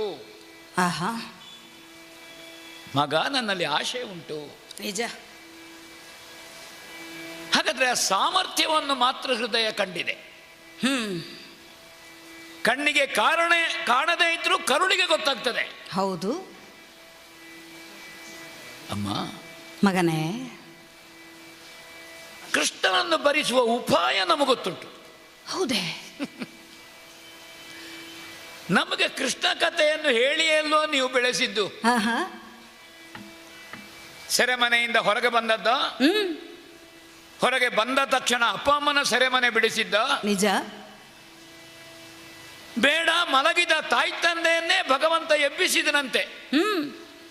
ಅಮ್ಮ, ನಾ ಹೊರಗೆ ಬಂದಿದ್ದೇನೆ ಅಂತ. ನಾರದರು ನನಗೆ ಹೇಳಿದ್ದನ್ನೇ ನಾನು ನಿನಗೆ ಹೇಳಿದ್ದು. ಅವಾಗ ತಾಯಿ ತನ್ನ ಹೊಟ್ಟೆಯನ್ನು ಮುಟ್ಟಿಕೊಂಡ್ಲಂತೆ. ಇದು ಎಷ್ಟೊತ್ತಿಗೆ ಹೊರಗೆ ಬಂದದ್ದು? ಎಲ್ಲ ಅಪ್ಪ ಅಮ್ಮ ಮಕ್ಕಳಿಗೆ ನಿರ್ದೇಶನ ಮಾಡೋದು. ಜಗತ್ತಿನ ತಾಯಿ ತಂದೆಯರಿಗೆ ನಿರ್ದೇಶನ ಮಾಡಿದ. ನನ್ನನ್ನು ನೀವು ರಾತ್ರಿ ಹೊತ್ತುಕೊಂಡು ಹೋಗಿ. ಹೌದು. ಅಲ್ಲಿ ಒಂದು ಹುಟ್ಟಿದ ಮಗುವನ್ನು ಹೊತ್ತುಕೊಂಡು ಇಲ್ಲಿಗೆ ಬನ್ನಿ. ಇದು ಹುಟ್ಟುವಾಗ ಶಂಖಚಕ್ರ ಗದಾಪಾಣಿ, ಆಮೇಲೆ ಈ ಗಾತ್ರದ ಮಗುವಾಗಿ ಬುಟ್ಟಿಯ ಮೇಲೆ ಬಿದ್ದನಂತೆ. ವಸುದೇವ ತಲೆಯಲ್ಲಿ ಹೊತ್ತುಕೊಂಡು ಹೋದನಂತೆ. ಮಲೆ ಕಾರ್ಗತ್ತಲೆ ಯಮುನೆ ಬಾಯಿ ತೆರೆಯಿತು. ಹೌದು. ಇದು ಗೋಕುಲದಲ್ಲಿ ಮಾಡಿದಂತಹ ಕೃಷ್ಣನ ಸಾಧನೆಗಳು ಒಂದೊಂದೂ ಪುಳಕಿತಗೊಳಿಸ್ತಾ ಇವೆ ನಮ್ಮನ್ನು. ಕೃಷ್ಣನ ಲೀಲೆಯನ್ನು ನೀ ಹೇಳಿದಿ ತಾಯಿ. ನಿಜ. ಇದರಲ್ಲಿ ಬೆಳೆದಿದ್ದೇವೆ. ಕೃಷ್ಣನನ್ನು ಕಾಣಬೇಕು ಮಗ. ತಾಯಿಯ ಬಾಯಿಯಿಂದ ಬಂತು ಅಂತಾದ್ರೆ ನನಗೆ ಅರ್ಹತೆ ಉಂಟು ಅಂತ ನೀ ತಿಳ್ಕೊಂಡಿದ್ದಿ ಅಂತ ನಾ ತಿಳ್ಕೊಂಡೆ. ಎಲ್ಲರೂ ಹೇಳುದಾಗೆ ಈ ಪ್ರಾಯದಲ್ಲಿ ಕೃಷ್ಣನನ್ನು ಕಾಣೋದು, ಅರ್ಜುನನನ್ನು ಎದುರು ಹಾಕೋದು ಬೇಡ. ನೀ ಹಾಗೆ ಹೇಳಲೇ ಇಲ್ಲ. ತಾಯಿಯ ಮನಸ್ಸನ್ನ ಮಗನಾದ ನೀನು ಅರ್ಥ ಮಾಡಿಕೊಂಡಿದ್ದಿ ನೋಡು.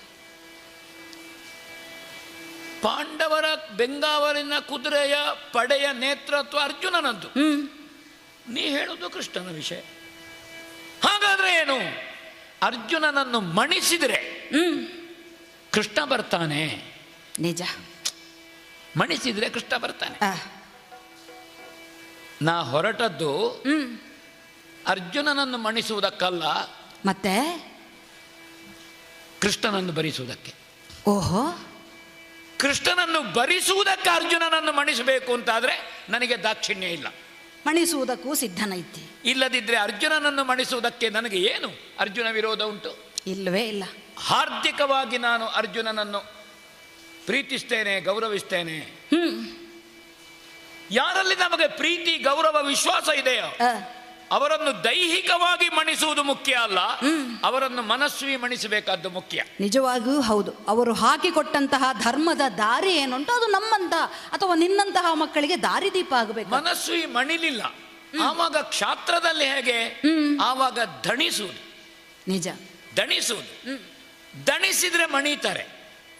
ಹಾಗೆ ಆ ನರನನ್ನು ಮಣಿಸಿ ದಣಿಸಿ ಈ ಹರಿಯನ್ನು, ನರನ ಭೇದನದಿಂದಲೇ ನಾರಾಯಣನ ದರ್ಶನ ಅಲ್ವ ತಾಯಿ, ಈ ಉದ್ದೇಶವನ್ನು ಮನಗಂಡು ಈ ಉದ್ಯಮದಲ್ಲಿ ನಾ ಸಾಗುತ್ತಾ ಇದ್ದೇನೆ ಅಷ್ಟೇ ಹೇಳಬಲ್ಲೆ ನಾನು. ಅಂದ್ರೆ ನರನನ್ನು ನೋಯಿಸುವ ಮೂಲಕ ಮಗನೇ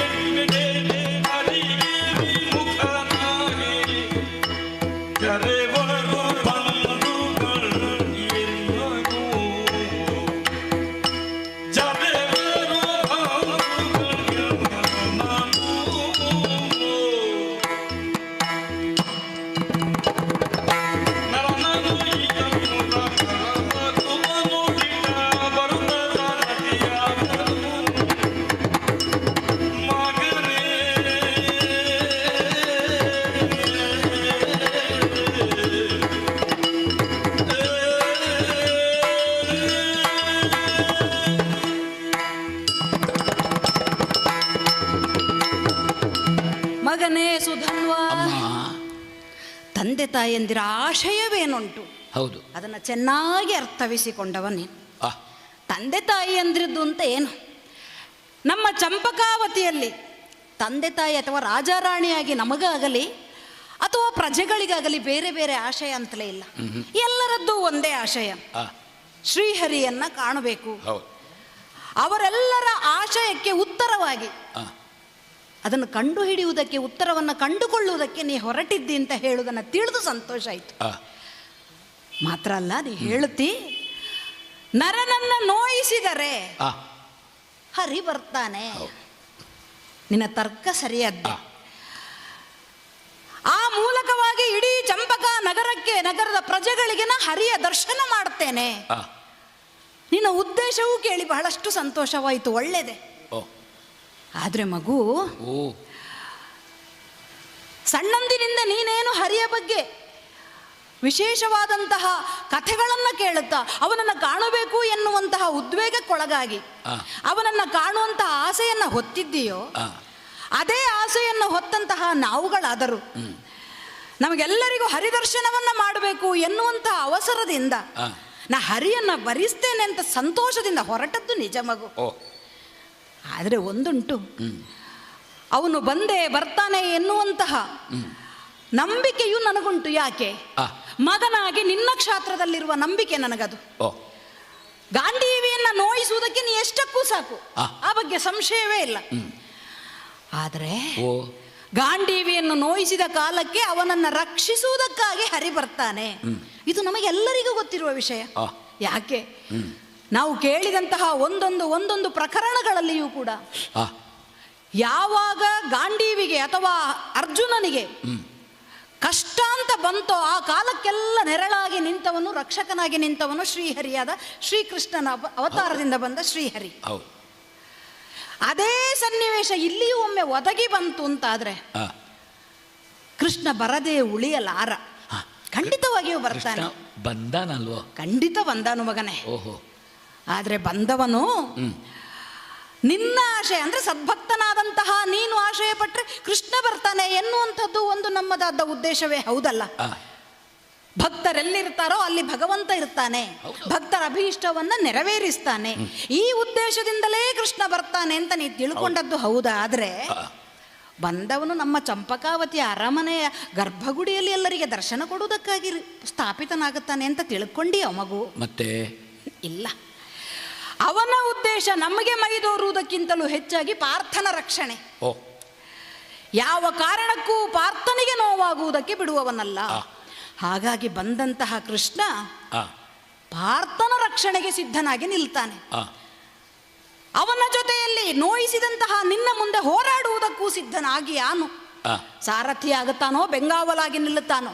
ಅಂತೂ ನರನ ರಕ್ಷಣೆಗೆ ಬಂದ ನಾರಾಯಣ.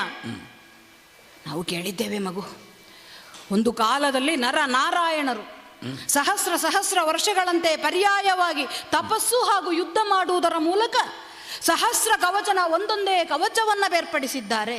ಎಂಥ ಅತಿ ಭಯಂಕರವಾದ ಯುದ್ಧ! ನರ ನಾರಾಯಣರು ಜೊತೆಯಾಗಿ ಸೇರಿ ಯುದ್ಧರಂಗದಲ್ಲಿ ಮುಂದುವರಿದ್ರು ಅಂತ ಆದ್ರೆ ಮಗು, ಯಾರಾದರೂ ಬೆಚ್ಚುವಂತಹ ಸನ್ನಿವೇಶ ಸೃಷ್ಟಿಯಾಗ್ಲಿಕ್ಕಿಲ್ವೋ?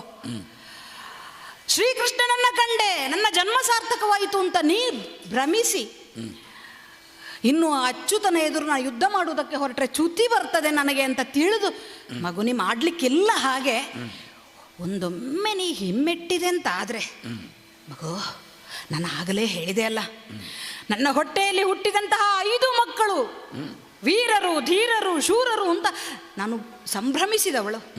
ನಮ್ಮ ಬಂಧುಗಳಿಗೆಲ್ಲ ಅದನ್ನೇ ಹೇಳಿಕೊಂಡು ನಾನು ಹೆಮ್ಮೆ ಪಟ್ಟವಳು. ನೀನೊಂದೊಮ್ಮೆ ಹಿಂದೆ ಬಂದೆ ಅಂತಾದ್ರೆ ಅವರೆಲ್ಲ ಆಡಿಕೊಂಡು ನಗಾಡ್ಲಿಕ್ಕಿಲ್ವ ಮಗ? ಹಾಸ್ಯ ಮಾಡ್ಲಿಕ್ಕಿಲ್ವ ಮಗು? ಭಯ ಆಗ್ತದೆ ನನಗೆ. ಅದು ಒಂದು ಆತಂಕ ಬಿಟ್ರೆ ಬೇರೇನು ಚಿಂತೆ ಇಲ್ಲ ಮಗು. ಹೆತ್ತ ತಾಯಿಗೆ ಅಭ್ಯಾಸ ಅಮ್ಮ. ಮಗು ಸಣ್ಣದಿರುವಾಗಲೂ ಹಾಲನ್ನು ತಣಿಸಿ ಕೊಡುವುದು. ಹೌದು, ಮಗುವಿನ ವಯಸ್ಸು ಬಂದ ಮೇಲೂ ತಾಯಿ ಹೌದಾ ಬಿಸಿ ಹಾಲನ್ನು ತಣಿಸಿ ಕೊಡುವುದು. ಆ ಬಾಲ್ಯ ಅಂತ ಹೇಳೋದು ಏನನ್ನೋ ಮಗಳು ತಾಯಿ ಕಂಡಿರ್ತಾಳೋ ಮಕ್ಕಳಲ್ಲಿ, ದೊಡ್ಡದಾದಾಗಲೂ ತಾಯಿಗೆ ಮುದ್ದಾಗಿಯೇ. ನೀ ಹಾಲನ್ನು ತಣಿಸಿದ ಮೇಲೆ ಪುನಃ ನಾನು ಹೇಳುದು, ಅಮ್ಮ ಸ್ವಲ್ಪ ಬಿಸಿ ಮಾಡಿ ಕೊಡು ಅಂತ. ಬಿಸಿ ಮಾಡಿ ಕೊಡುವಾಗಲೂ ತಾಯಿ ಪುನಃ ಫೂ ಫೂ ಮಾಡ್ಲಿಕ್ಕೆ ಉಂಟು, ಮಗನಿಗೆ ಕೊಡುದಲ್ವಾ? ಮಮಕಾರ ಎನ್ನುವಂಥದ್ದು. ನರನ ನೋಯಿಸಲ್ ಮುರಹರ ಬರುವ. ಹೌದು, ಪಾರ್ಥಗೆ ಸಾರಥಿ ಆಹ ಅಲ್ವೇ? ನರನಾರಾಯಣರ ಸಹಸ್ರ ಕವಚದ ಕಥೆ ಹೇಳಿದೆ. ಪರಿಸ್ಥಿತಿಯೇ ಒಂದೊಮ್ಮೆ ಬದಲಾಗಿ ಅದರಲ್ಲಿ ಒಂದು ನೆನಪಾದದ್ದೇನು, 999 ಕವಚ ತುಂಡಾಗುವಾಗ ಅವಾಗ ಕೇಳಿದನಂತೆ, ನನಗೆ ಬದುಕು ಬೇಕು ಅಂತ. ಹೌದು, ಬದುಕು ಕೊಡ್ಲಿಲ್ವ ದೇವರು? ಕೊಟ್ಟಿದ್ದಾರೆ. ಹಾಗಾದ್ರೆ ದೇವರು ಯಾವ ದೇವತೆಗಳ ಮೊರೆಯನ್ನು ಕೇಳಿ ಬಂದನೋ ನರ ನಾರಾಯಣನಾದ್ರೂ ಇವನಿಗೂ ಬದುಕು ಕೊಡ್ಲಿಲ್ವ?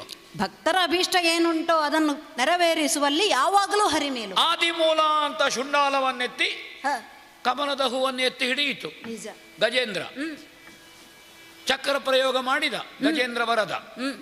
ಮೋಕ್ಷ ಗಜೇಂದ್ರನಿಗೆ ಮಾತ್ರ ಆದದ್ದೋ ಮಕರನಿಗೂ ಆಗಿದೆ, ಹೂ ಗಂಧರ್ವನಿಗೆ? ನಿಜ. ಹಾಗಾದ್ರೆ ದೇವರು ಭಕ್ತಾಭೀಷ್ಟ ಫಲಪ್ರದಾಯಕ ಅಂತಾದ್ರೆ ಯಾವ ಭಕ್ತನೇ ಕರೀಲಿ ಆವಾಗ ಪ್ರಸಾದವೋ ಮಂತ್ರಾಕ್ಷತೆಯೋ ದೇವರು ಕೊಡುವಾಗ ಬಂದವರಿಗೆಲ್ಲ ಕೊಡುವುದಿಲ್ವೋ? ಅವರವರಿಗೆ ಬೇಕಾದ ಪ್ರಸಾದವನ್ನ ಕೊಡ್ತಾನೆ. ತಾನು ಕೈಗೊಂಡ ಕೆಲಸವನ್ನು ಚ್ಯುತಿ ಇಲ್ಲದೆ ಮಾಡುವನು ಅಂತ ಅರ್ಥ ಅಲ್ಲ ಮಾರಿಕೆ. ಭಕ್ತರ ಸಂಕಲ್ಪವನ್ನು ಚ್ಯುತಿ ಇಲ್ಲದೆ ಮಾಡುವನು ಎನ್ನುವುದರಿಂದ ಅಚ್ಯುತನಲ್ವೇ?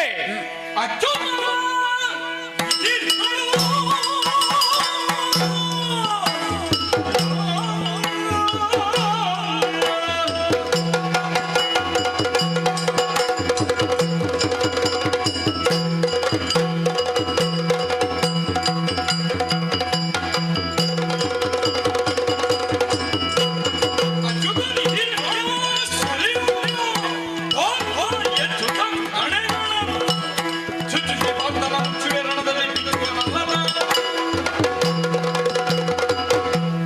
ಒಂದು ಸ್ಪಷ್ಟ ಆಯ್ತಮ್ಮ, ಅರ್ಜುನನನ್ನು ಸೋಲಿಸುವ ದಣಿಸುವ, ಸೋಲಿಸುವುದು ಎನ್ನುವುದಕ್ಕಿಂತ ದಣಿಸುವುದಂತೆ ಎನ್ನುವುದೇ ಹೆಚ್ಚು ಅರ್ಥಪೂರ್ಣ.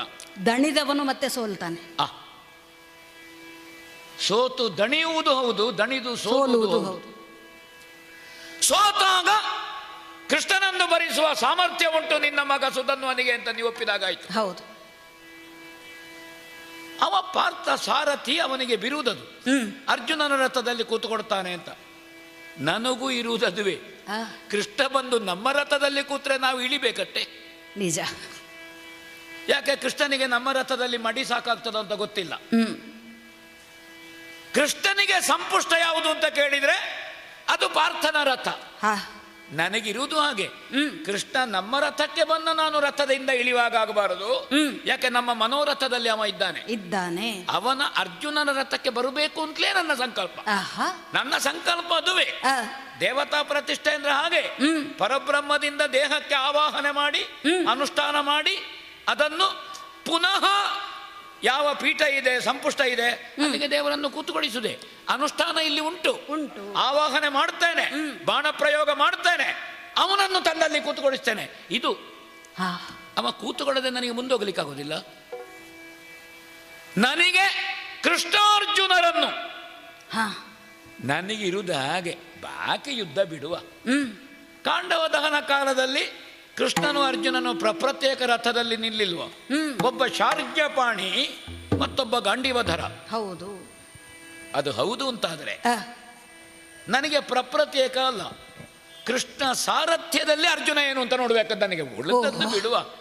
ನಮ್ಮಲ್ಲಿರುವಂತಹ ಧನುರ್ವೇದವನ್ನು ನಾವು ಹೊರಗೆ ಹಚ್ಚಲಿಕ್ಕೆ ಬೇರೆ ಅಲ್ಲ. ಕೃಷ್ಣ ಸಾರಥ್ಯದ ಅರ್ಜುನ ನನಗೆ ಬೇಕಾದಾಗೆ. ಹೌದೌದು, ಅಲ್ಲಿಗೆ ನನ್ನ ತೇರ್ಗಡೆ ಅಲ್ಲಿ ಆಗಬೇಕು ಅಂತ ಇರೋದು. ಯಾವುದೋ ಅದಕ್ಕಾಗಿ ನಾ ಭರವಸೆಯನ್ನು ಹೇಳುತ್ತೇನೆ. ಅಚ್ಚುತ ನಿಧಿರೋಳು ಆಶ್ಚರ್ಯವನ್ನು ತೋರುತ್ತ ಎಚ್ಚುತ ಕಣೆಗಳನ್ನು ಚುಚ್ಚಿಸಿ ಪಾರ್ಥನ ಮುಚ್ಚುವೆ. ಇದು ನನಗೆ ಕೃಷ್ಣಾರ್ಜುನರಲ್ಲಿಯೂ ಸಂತೋಷವನ್ನು ತರಬಲ್ಲೆ. ನಿನ್ನ ಆಶೀರ್ವಾದ ಇದ್ರೆ ಆಗ ನೀನು ವ್ಯಕ್ತಪಡಿಸಿರಿ ಆಶೆಯನ್ನು. ಹೌದು. ನನಗೆ ವಾಸುದೇವನ ಮೈಸಿರಿಯನ್ನು ತೋರಿಸಿದ್ರೆ ನೋಡಬೇಕು ಅಂತ ಉಂಟು ಮಗ. ಹೌದು. ಆಶೆಯನ್ನು ಹೇಳಿದ ನೀನು ಈಗ ಆತಂಕವನ್ನು ಹೇಳಿದಿ. ಜೊತೆಯಲ್ಲಿಯೇ ಆತಂಕ. ಅದು ತಾಯಿಯ ಅಲ್ಲಿ ಹುಟ್ಟುವಂತಹದ್ದು. ಆ ಕಾರಣದಿಂದ ನಾನು ಹೇಳ್ತೇನೆ, ನಿನ್ನ ಆಶೀರ್ವಾದ ಇದ್ರೆ ನನ್ನ ಕಾರ್ಯದಲ್ಲಿ ಚ್ಯುತಿ ಇಲ್ಲದಂತೆ ಏಕಾದಶಿ ವ್ರತ ಮಾಡುದು ದ್ವಾದಶಿಯ ದೇವರನ್ನು ನೋಡ್ಲಿಕ್ಕೆ ಅಲ್ವಾ? ಹೌದು. ಈಗ ಏಕಾದಶದ ವ್ರತದಲ್ಲಿ ಯಾರೆಲ್ಲ ಕೂತಿದ್ದೀರಿ ನಮ್ಮ ಅಪ್ಪನಿಂದ ತೊಡಗಿ ಕೃಷ್ಣನನ್ನು ಕಾಣಬೇಕು ಅಂತ, ಆ ಏಕಾದಶಿಯನ್ನು ನೀವು ಅನುಷ್ಠಾನ ಮಾಡಿದ್ರೆ ನಾಳೆಯ ದ್ವಾದಶಿ ದಿವಸ ನಾನು ಕೃಷ್ಣ ದರ್ಶನ ಮಾಡಿಸ್ತೇನೆ ಅಂತ ವಿಶ್ವಾಸ ಉಂಟು. ಮಗು, ಪರಮಾನಂದ ಆಯ್ತು ನಿನ್ನ ಮಾತುಗಳನ್ನ ಕೇಳಿ.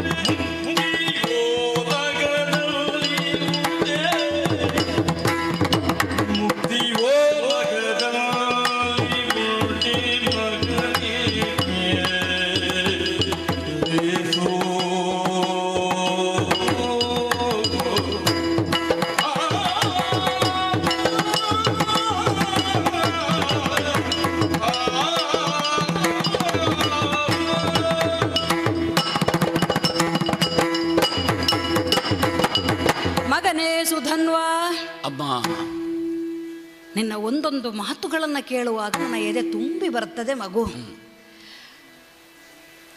ದಾಂಪತ್ಯಕ್ಕೆ ನೀನು ಹೆಜ್ಜೆ ಇಟ್ಟು ಸತಿ ಸಮೇತವಾಗಿ ದಾಂಪತ್ಯವನ್ನು ನಡೆಸ್ತಾ ಇರುವಷ್ಟು ದೊಡ್ಡವನಾಗಿ ಬೆಳೆದರೂ ಕೂಡ ನೀನಾಗಲೇ ಹೇಳಿದಾಗೆ ಮಮಕಾರ ದೃಷ್ಟಿಯಿಂದ ನೋಡುವಂತಹ ತಾಯಿಗೆ ನೀನು ಬಾಲಕನಾಗಿ ಕಾಣುತ್ತೆ. ಖಂಡಿತ. ಹಾಗಂತ ಅರ್ಜುನನಿಗೆ ಸಂಬಂಧಪಟ್ಟು ನಿನ್ನನ್ನು ಹೋಲಿಸೋಣವ, ನೀನು ಬಾಲಕ ಎನ್ನುವುದು ನಿಜವೇ. ಓಹೋ. ಹಲವಾರು ವರ್ಷಗಳ ಎಂತೆಂಥ ರಣ ಅನುಭವವನ್ನು ಪಡೆದವನವನು. ಹೌದು. ಆದರೆ ನೀನು ಬಾಲಕ. ಹಾಗಂತ ನಿನ್ನ ವೀರ್ಯದಲ್ಲಿ ಕಡಿಮೆ ಅಂತ ಹೇಳಿದ್ದಲ್ಲ. ಖಂಡಿತ. ಅವಕಾಶ ಸಿಕ್ಕಿದ್ದು ಕಡಿಮೆ ಎನ್ನುವುದು ಮಾತ್ರ ಅನುಭವಕ್ಕೆ ಕಾರಣ. ಅರ್ಜುನನೆಂಬ ಸಾಗರದ ಮುಂದೆ ನಾನು ತಂಬಿಗೆ. ಹಾಗಂತ ಬಾಲಕನಾಗಿದ್ರು ನಿನ್ನದ್ದಾದಂತಹ ಆಶಯ ಏನುಂಟು ಅದು ಬಾಲಿಶವಾದದ್ದಲ್ವಲ್ಲ. ನಮ್ಮ ಚಂಪಕಾವತಿಯ ಪ್ರತಿಯೊಬ್ಬ ಪ್ರಜೆಯೂ ಏನು ಆಶಿಸ್ತಾನೆ ಅದನ್ನು ಮನಸ್ಸಿನಲ್ಲಿ ಅಂತುಕೊಂಡು ಅದನ್ನು ನೆರವೇರಿಸುವುದಕ್ಕಾಗಿ ದಿಟ್ಟ ಹೆಜ್ಜೆಯಿಂದ ಹೊರಟಿದ್ದಿ. ಕೃಷ್ಣಾರ್ಜುನರೇ ಬರಲಿ, ನಾನು ಹೋರಾಡುತ್ತೇನೆ. ಯಾವುದೋ ಒಬ್ಬ ಬಡಪಾಯಿ ಸಾರಥ್ಯದಿಂದ ಇರುವಂತಹ ಅರ್ಜುನನನ್ನು ನಾನು ಹೋರಾಡಿ ಸೋಲಿಸ್ತೇನೆ ಅಂತ ಹೇಳುವುದಲ್ಲ. ಕೃಷ್ಣನೇ ಸಾರಥ್ಯ ಮಾಡುವಂತಹ ಪಾರ್ಥ ಸಾರಥಿಯಾಗಿ ಬರುವಂತಹ ಆ ಅರ್ಜುನನನ್ನು ನಾ ಸಂತೋಷವಾಯಿತು ಮಗು. ಹಾಗಂತ ಕೆಲವೊಮ್ಮೆ ತಾಯಿಯಾಗಿ ಕೆಲವು ಕಿವಿ ಮಾತುಗಳನ್ನು ಹೇಳುವುದು ಅಂತುಂಟು.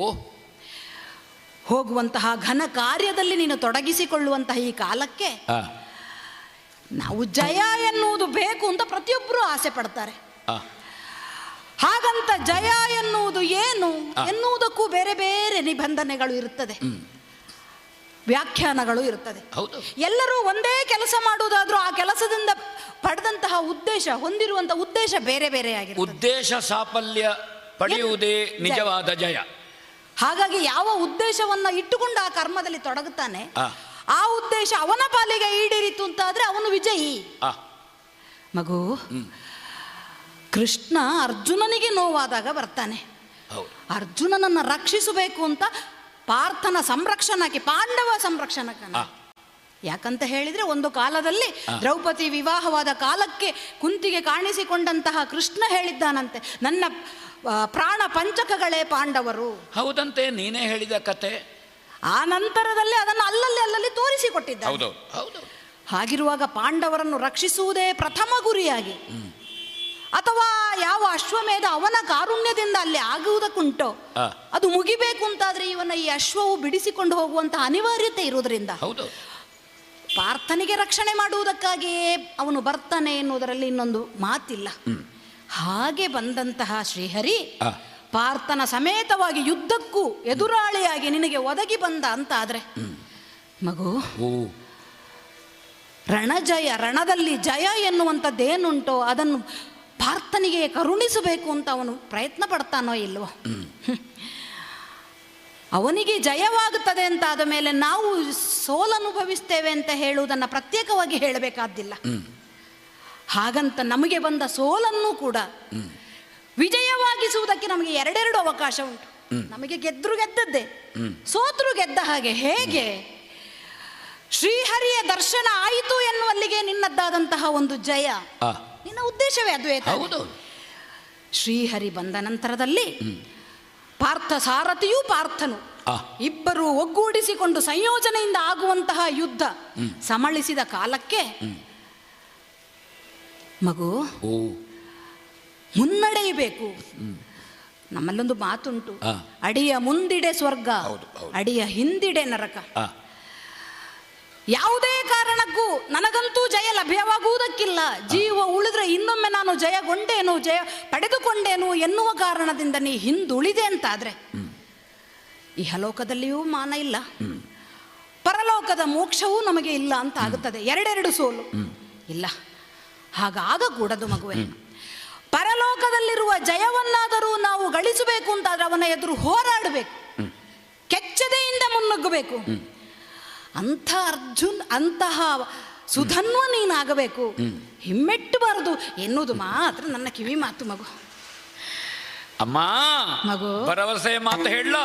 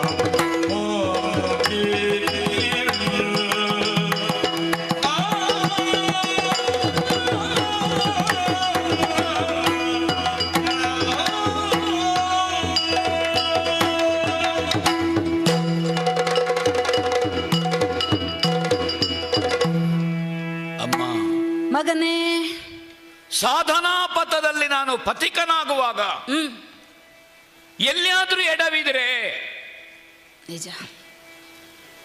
ಅಂಬೆಗಾಲಿಕ್ಕಿ ಎದ್ದು ಬಿದ್ದು ಬಿದ್ದೆದ್ದು ನಡೆಯುವಾಗ ಅಮ್ಮ ಹೇಳ್ತಾಳೆ, ಜಾಗ್ರತೆ, ಹಿಡ್ಕೋ ಹಿಡ್ಕೋ ಅಂತ.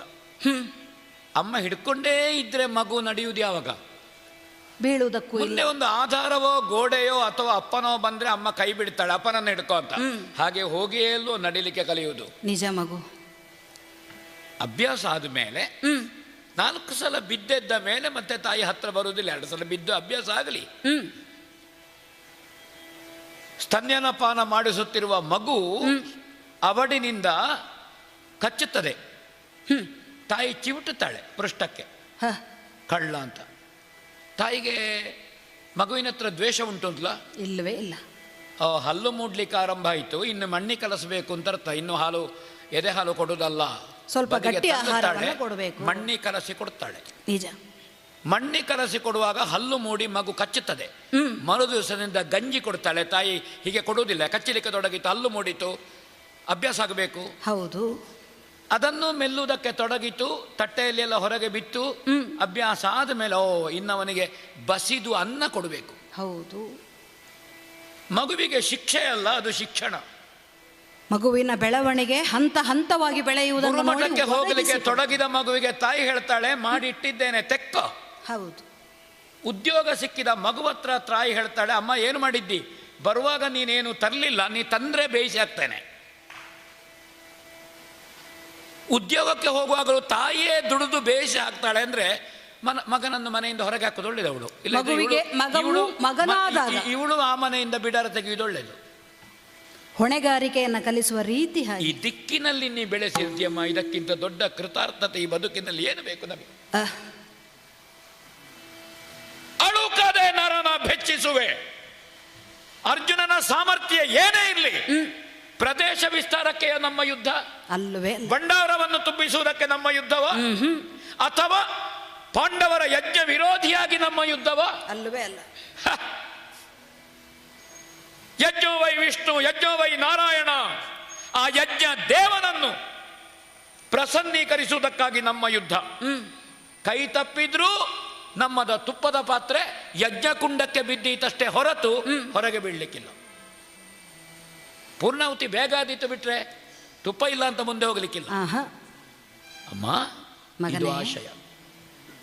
ಸೋಲು ಬಂದೀತು, ಛೇ, ನನಗೆ ಬೆನ್ನು ತೋರಿಸಿ ಅಭ್ಯಾಸವೇ ಇಲ್ಲ. ನಿತ್ಯ ದೇವರ ಕೊನೆಯಿಂದ ದೇವರಿಗೆ ಮುಖ ಮಾಡಿ ಹಿಂದೆ ಬರಬೇಕು ಮಗ ಅಂತ ಕಲಿಸಿದ್ದು ನೀನು. ಹಾಗಾದ್ರೆ ದೇವರ ಕೊನೆಗೆ ಬೆನ್ನಾಕಿ ಹೋಗುವ ಕ್ರಮ ಇಲ್ಲ. ನಾವು ಹಿಂದೆ ಹಿಂದೆ ಹಿಂದೆ ಹಿಂದೆ ಬರುವುದು. ಆ ಕಾರಣದಿಂದ ಬೆನ್ನಾಕುವುದಿಲ್ಲ. ನಾನು ಇನ್ನೂ ಒಂದು ಹೇಳ್ತೇನೆ. ಏನು ಮಗನೇ? ನಂದ ಸುನಂದರೋ, ಕುಮುದ ಕುಮುದಾಕ್ಷರಕ, ಪುಂಡರಿಕ ವಾಮನನೋ ಯಾರೇ ಇರಲಿ, ವೈಕುಂಠದಲ್ಲಿ ವಿಷ್ಣುವಿನ ದ್ವಾರಪಾಲಕರು ಪ್ರಧಾನವಾಗಿ ಜಯ ವಿಜಯ. ಹೌದಾ? ಹೌದು. ಅಲ್ಲಿ ಸೋಲು ವಿಜಯ ಅಂತ ಉಂಟಾ? ಇಲ್ಲ, ಜಯವು ವಿಜಯವು. ಹಾಗಾದ್ರೆ ಏನಾದರೂ ಆಗುವುದು ಜಯ ವಿಜಯ ಅಲ್ವೋ? ಹರಿದ್ವಾರದಲ್ಲಿರುವುದು ಜಯ ವಿಜಯರು. ಸೋಲಿನ ವಿಷಯ ಯಾಕೆ? ಅಲ್ಲಿ ಸೋಲಿಲ್ಲಲ್ಲ. ಆ ದ್ವಾರಕ್ಕೆ ಹೋದರೆ ಒಂದೋ ಜಯ, ಇಲ್ಲದಿದ್ರೆ ವಿಜಯ, ಬೇರೆ ಇಲ್ಲಲ್ಲ. ನಾನು ಹರಿದ್ವಾರದಲ್ಲಿ ಬಂದು ನಿಲ್ತೇನೆ, ನೋಡು ನನಗೆ ಜಯವೋ ನನಗೆ ವಿಜಯವೋ ಅಂತ. ವಿಜಯ ಅವನೇ, ಅರ್ಜುನನೇ. ಆದರೆ ನಾನು ಜಯ. ಪಾರ್ಥನ ಜೊತೆಗಿನ, ಕೃಷ್ಣಾರ್ಜುನರ ಜೊತೆಗಿನ ಯುದ್ಧದಲ್ಲಿ ಇದು ನನ್ನ ಆತ್ಮವಿಶ್ವಾಸ. ಅದಕ್ಕೆ ಎಲ್ಲಿಯಾದರೂ ನನಗೆ ಒಂದು ಯಾವುದನ್ನೇ ನಾವು ತಿಳಿಬಹುದು. ಆದರೆ ಜಯವೋ ಸೋಲೋ, ಭಗವದ್ ಅನುಗ್ರಹ ಏನು, ಇದಕ್ಕೆ ಪ್ರಾಪ್ತಿ ಅಂತ ಹೆಸರು. ಹೌದು ಅಲ್ವಾ? ಆ ಕಾರಣದಿಂದ ಪ್ರಾಪ್ತಿ ಯಾವುದು ಅಂತ ಗೊತ್ತಿಲ್ಲ. ಭಗವಂತನನ್ನು ಪ್ರಸನ್ನೀಕರಿಸುತ್ತೇನೆ ಅಂತ ವಿಶ್ವಾಸ ಉಂಟು. ಪ್ರಾಪ್ತಿಯಾದರೆ ಆ ಕೆಚ್ಚಲಿನಲ್ಲಿ ಈ ಕರು ಎಲ್ಲಿಯಾದರೂ ಕುಟ್ಟಿದ್ರೆ, ಹಾಲು ಸುರಿದ್ರೆ, ಈ ಪಾತ್ರೆ ಶುದ್ಧ ಆಗಬೇಕು ಅಂದರೆ ಮನೆಯಲ್ಲಿ ಯಾರೂ ಪಾತ್ರೆ ತೊಳೆದ್ರೂ ಅದರ ನಂಜು ಹೋಗುವುದಿಲ್ಲ. ಅದಕ್ಕೆ ಪಾತ್ರೆ ತಾಯಿಯೇ ತೊಳೆಯುವುದು ಹುಳಿ ಹಾಕಿ. ಅದಕ್ಕಾಗಿ ಈ ಪಾತ್ರೆಯನ್ನು ನೀನು ತೊಳೆದು ಸ್ವಚ್ಛ ಮಾಡಿ ಕಳುಹಿಸಿದ್ರೆ ಆ ಕ್ಷೀರದ ಪ್ರಾಪ್ತಿ ಗೋಪಾಲಕನಲ್ಲಿ ಮಗು ಬಂದೀತು ಎನ್ನುವುದು ಆಶಯ. ಅದಕ್ಕೆ ಈ ಪಾತ್ರೆಯನ್ನು ಪಾದಮೂಲದಲ್ಲಿ ತಂದಿಟ್ಟದು. ಈ ಪಾತ್ರವನ್ನು ತೊಳೆದು ಮಡಿ ಮಾಡಿ ಕಳುಹಿಸಿಕೊಡು ನೀನು. ನಾನು ಆ ಕ್ಷೀರವನ್ನು ನಿಮಗೆಲ್ಲ ಉಣಿಸ್ತೇನೆ ಎಂಬ ವಿಶ್ವಾಸ ಉಂಟಮ್ಮ, ಅದಕ್ಕಾಗಿ ಬಂದಿದ್ದೇನೆ. ಇಷ್ಟು ದಿಟ್ಟತನ ತೋರಿದ ಮೇಲೆ ಪಾತ್ರೆಯಲ್ಲಿ ನಿನಗೆ ಪ್ರಾಪ್ತವಾಗದೇ ಇದ್ದೀತೆ. ಓ ಅರ್ಜುನ ನಿಧಿರಾಗಿ ಮುಕ್ತಿಯ ಬಟ್ಟೆಯ ದಾತ್ರಿಯೋಡು. ಹೌದು ಮಗು. ಮಗನೇ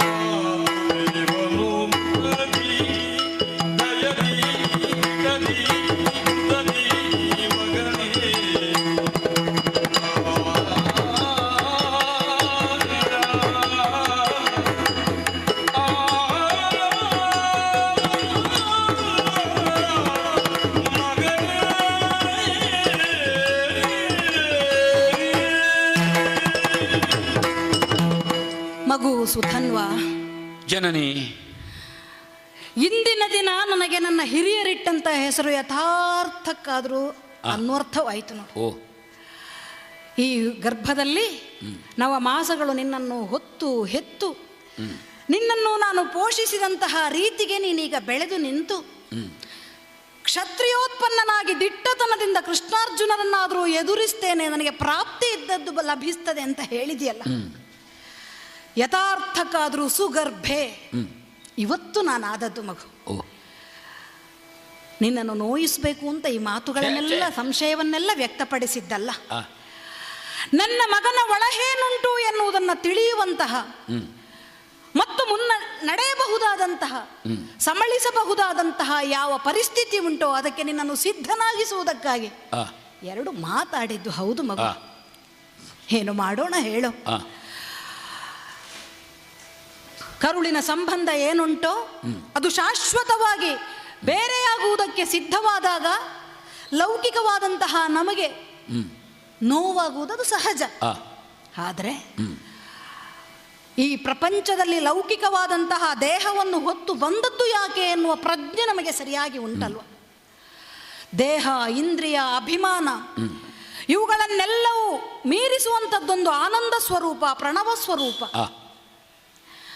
ಅದನ್ನು ನಾವು ಲಭಿಸೀಕರಿಸಿಕೊಳ್ಬೇಕು, ಪ್ರಾಪ್ತಿಸಿಕೊಳ್ಳಬೇಕು ಎನ್ನುವುದಾದರೆ ದೇಹ ಎನ್ನುವಂಥದ್ದು ಕರ್ಮವನ್ನೆಸಗಿ ಅಲೌಕಿಕವಾದ ಶಾಶ್ವತ ಸುಖವನ್ನು ಅನುಭವಿಸುವುದಕ್ಕಿರುವ ದಾರಿ, ಒಂದು ಮಾಧ್ಯಮ.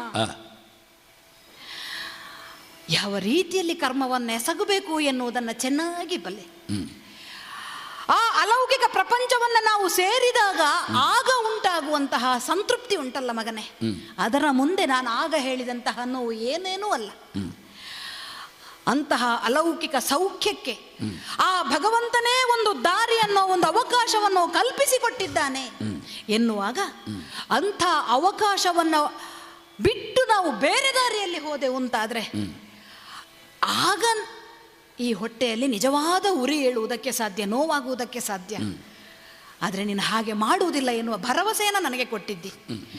ಶಾಶ್ವತವಾದಂತಹ ಸುಖವನ್ನು ಅನುಭವಿಸುವುದಕ್ಕೆ ಏನಾಗಬೇಕು, ಆ ಕೃಷ್ಣನೇ ಕೋಪಿಸಿಕೊಂಡು ಪಾಂಡವ ಪಕ್ಷಪಾತಿಯಾಗಿ ಬಂದರೂ ಸಮಳಿಸಬಹುದಾದಂತಹ ಯಜ್ಞವೇ ನಮ್ಮ ಜೀವನದ ಕೊನೆಯ ಹಂತ ಅಂತ ತಿಳಿದ್ರು ನಾ ಮುನ್ನಡೆಯುತ್ತೇನೆ ಅಂತ ಹೇಳಿಬಿಟ್ಟೆ ಅಲ್ಲ ಮಗು. ಸಂತೋಷವಾಯಿತು, ಸಂತೋಷವಾಯಿತು. ನೀನು ಈ ದಾರಿಯಲ್ಲಿ ಮುನ್ನಡೆದೆ ಅಂತಾದರೆ ನಮ್ಮೆಲ್ಲರ ರಕ್ಷಕ ಅಂತ ನಾವು ಯಾರನ್ನ ತಿಳಿದಿದ್ದೇವೋ ಆ ಶ್ರೀಹರಿ ನಿನಗೆ ದಾರಿಯನ್ನು ತೋರಿಸ್ತಾನೆ. ಅವನೇ ನಿನಗೆ ಪ್ರಾಪ್ತಿಸುವಂತಹ ಏನು ಪ್ರಾಪ್ತಿ ಉಂಟು ಅದನ್ನು ಕರುಣಿಸುವಂತಹ ಆ ಬಟ್ಟೆ, ಆ ದಾರಿ ಯಾವುದುಂಟು ಅದು ನಿನಗೆ ಅವನು ತೋರಿಸ್ತಾನೆ ಮಗು. ಆ ನಿಟ್ಟಿನಲ್ಲಿ ಮುಂದುವರಿಬೇಕು ನೀನು ಎನ್ನುವುದು ಮಾತ್ರ ನನ್ನ ಆಶಯ. ಆದ್ದರಿಂದ ಏನು ನನ್ನ ಕಾಲಿಗೆ ಎರಗಿ ಆಶೀರ್ವಾದ ಕೊಡಬೇಕು ಕೊಡಬೇಕು ಅಂತ ಕೇಳ್ತಾ ಇದ್ದೆ ಮಗು.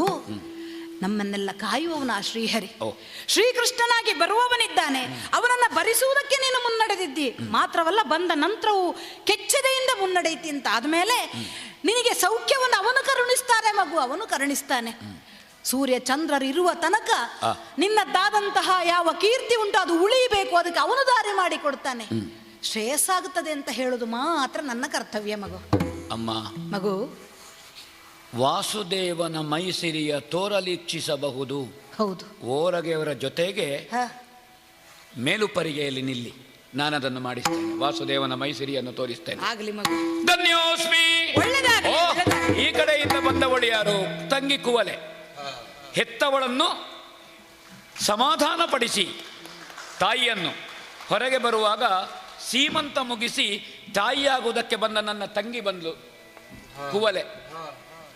ಅಣ್ಣ ತೊಟ್ಟಿಲ ಮಗು ಹಿಡ್ಕೊಂಡು ಹೋಗುವಾಗ ಹೇಡಿಯ ತಂಗಿ ಅಂತ ನನಗೆ ಸ್ವಾಗತ ಮಾಡದೇ ಇರುವ ಸ್ಥಿತಿ ಬರಬಾರದು ಅಂತ ಹೇಳುತ್ತಾ ಭರವಸೆಯ ಮಾತನ್ನು ಹೇಳುವಾಗ ಆರತಿಯನ್ನು ಬೆಳಗಿ ಹರಕೆಯನ್ನು ಹೊತ್ತಲಲ್ಲ ಮನೆ ದೇವರಿಗೆ.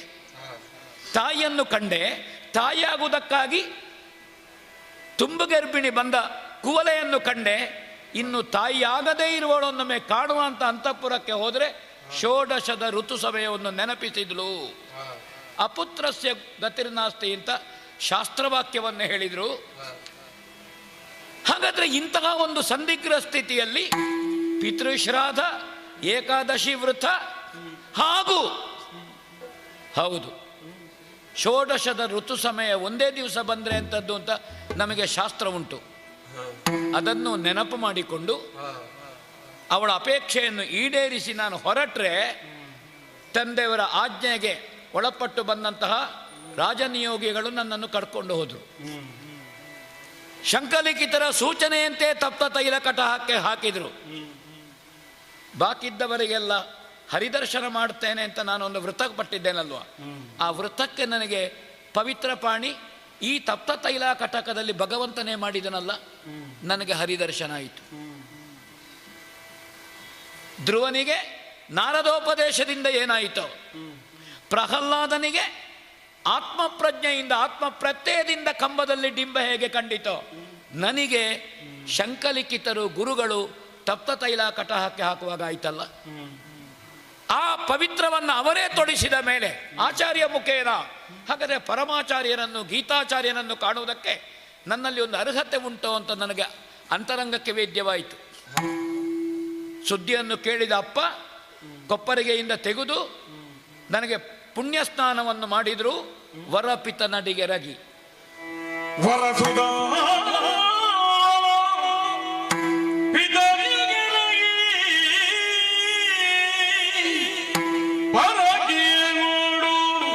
ಗುರು ಶಂಖಲಿಖಿತರಿಗೆ ಮಣಿದು ವಂದನೆಗೆ ಇದು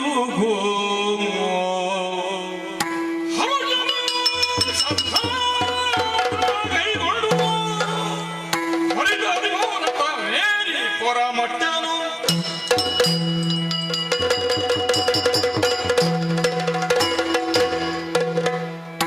ಗುರುಗಳ ಮಂತ್ರಾಕ್ಷತೆ, ಸಹಪಾಠಿಗಳ ಸ್ನೇಹಿತರ ಶುಭ ಹಾರೈಕೆ, ಅಮ್ಮನದ್ದೋ ತಂಗಮ್ಮನದ್ದೋ ಅಥವಾ ನನ್ನ ಗೃಹಸ್ಥಾಶ್ರಮವನ್ನು ಶ್ರೀಮಂತಗೊಳಿಸಿದಂತಹ ಪ್ರಭಾವತಿಯದ್ದೋ ಆಶಯ ಹರಕೆಗಳು ನನ್ನಲ್ಲಿ ಶ್ರೇಷ್ಠತ್ವವನ್ನು ಜ್ಯೇಷ್ಠತ್ವವನ್ನು ಆರೋಹಿಸಿತು. ಹೇಳಿದ್ರಲ್ಲ, ಸಮಾವೇಶಗೊಂಡಂತಹ ನಮ್ಮ ಸೈನಿಕರು ವರಸುಧನ್ವ, ಅಪ್ಪಯ್ಯನೇ ಬಿಗಿದಪ್ಪಿ ನೆತ್ತಿಯನ್ನಾಗ್ರಾಣಿಸಿದ. ಅವರ ಪಾದಕ್ಕಾನ ತಮಸ್ತಕನಾದೆ. ಮೈರೋಮಂಚನಗೊಂಡಿತ್ತು ತಂದೆಯವರಿಗೆ. ಬಿಗಿದಪ್ಪಿ ನೆತ್ತಿಯನ್ನು ನೇವರಿಸಿ ಕೃಷ್ಣ ದರ್ಶನದ ಅಪೇಕ್ಷೆಯನ್ನು ಮತ್ತೊಮ್ಮೆ ನನ್ನಲ್ಲಿ ಸ್ಪಷ್ಟಪಡಿಸಿದರು. ಶಂಕಲಿಖಿತರ ಆಶೀರ್ವಾದ ಉಂಟು ಅಂತಾದರೆ, ನಮ್ಮಲ್ಲಿರುವಂತಹ ಮಂತ್ರಿವರ್ಗದವರ ಶುಭ ಹಾರೈಕೆ ಉಂಟು ಅಂತಾದರೆ, ನನ್ನನ್ನು ಸಿದ್ಧಗೊಳಿಸಿದವರು ಈ ಮಹಾಪ್ರಜೆಗಳು. ನಮ್ಮ ಅಪ್ಪಯ್ಯ ಇಷ್ಟು ಹೌದು ಅಂತಾದರೆ, ಎದೆಗೆ ಕವಚವನ್ನು ಹಚ್ಚಿಕೊಂಡು ಭತ್ತದ ಬತ್ತಳಿಕೆಯನ್ನು ಹೊಂದಿದಂತಹ ಪಾರ್ಥನೊಂದಿಗೆ ನನ್ನದ್ದು ಭತ್ತ ಕೂಡದು ಎನ್ನುವ ಭತ್ತದ ಉತ್ಸಾಹದಿಂದ ಅದನ್ನು ತುಂಬಿಸಿಕೊಂಡು ಯುದ್ಧೋದ್ಯಮಕ್ಕೆ ಯಾವ ಸಿದ್ಧತೆ ಬೇಕು, ಅದಕ್ಕಾಗಿ ಚದುರಂಗ ಸೇನೆಯೊಂದಿಗೆ ಯುದ್ಧ ಕ್ಷೇತ್ರದಲ್ಲಿ ಬಂದು ನಿಂತಿದ್ದೇನೆ. ಹೇಗೆ ಮಾಡುವುದು ನೀವು ಹೇಳಿ?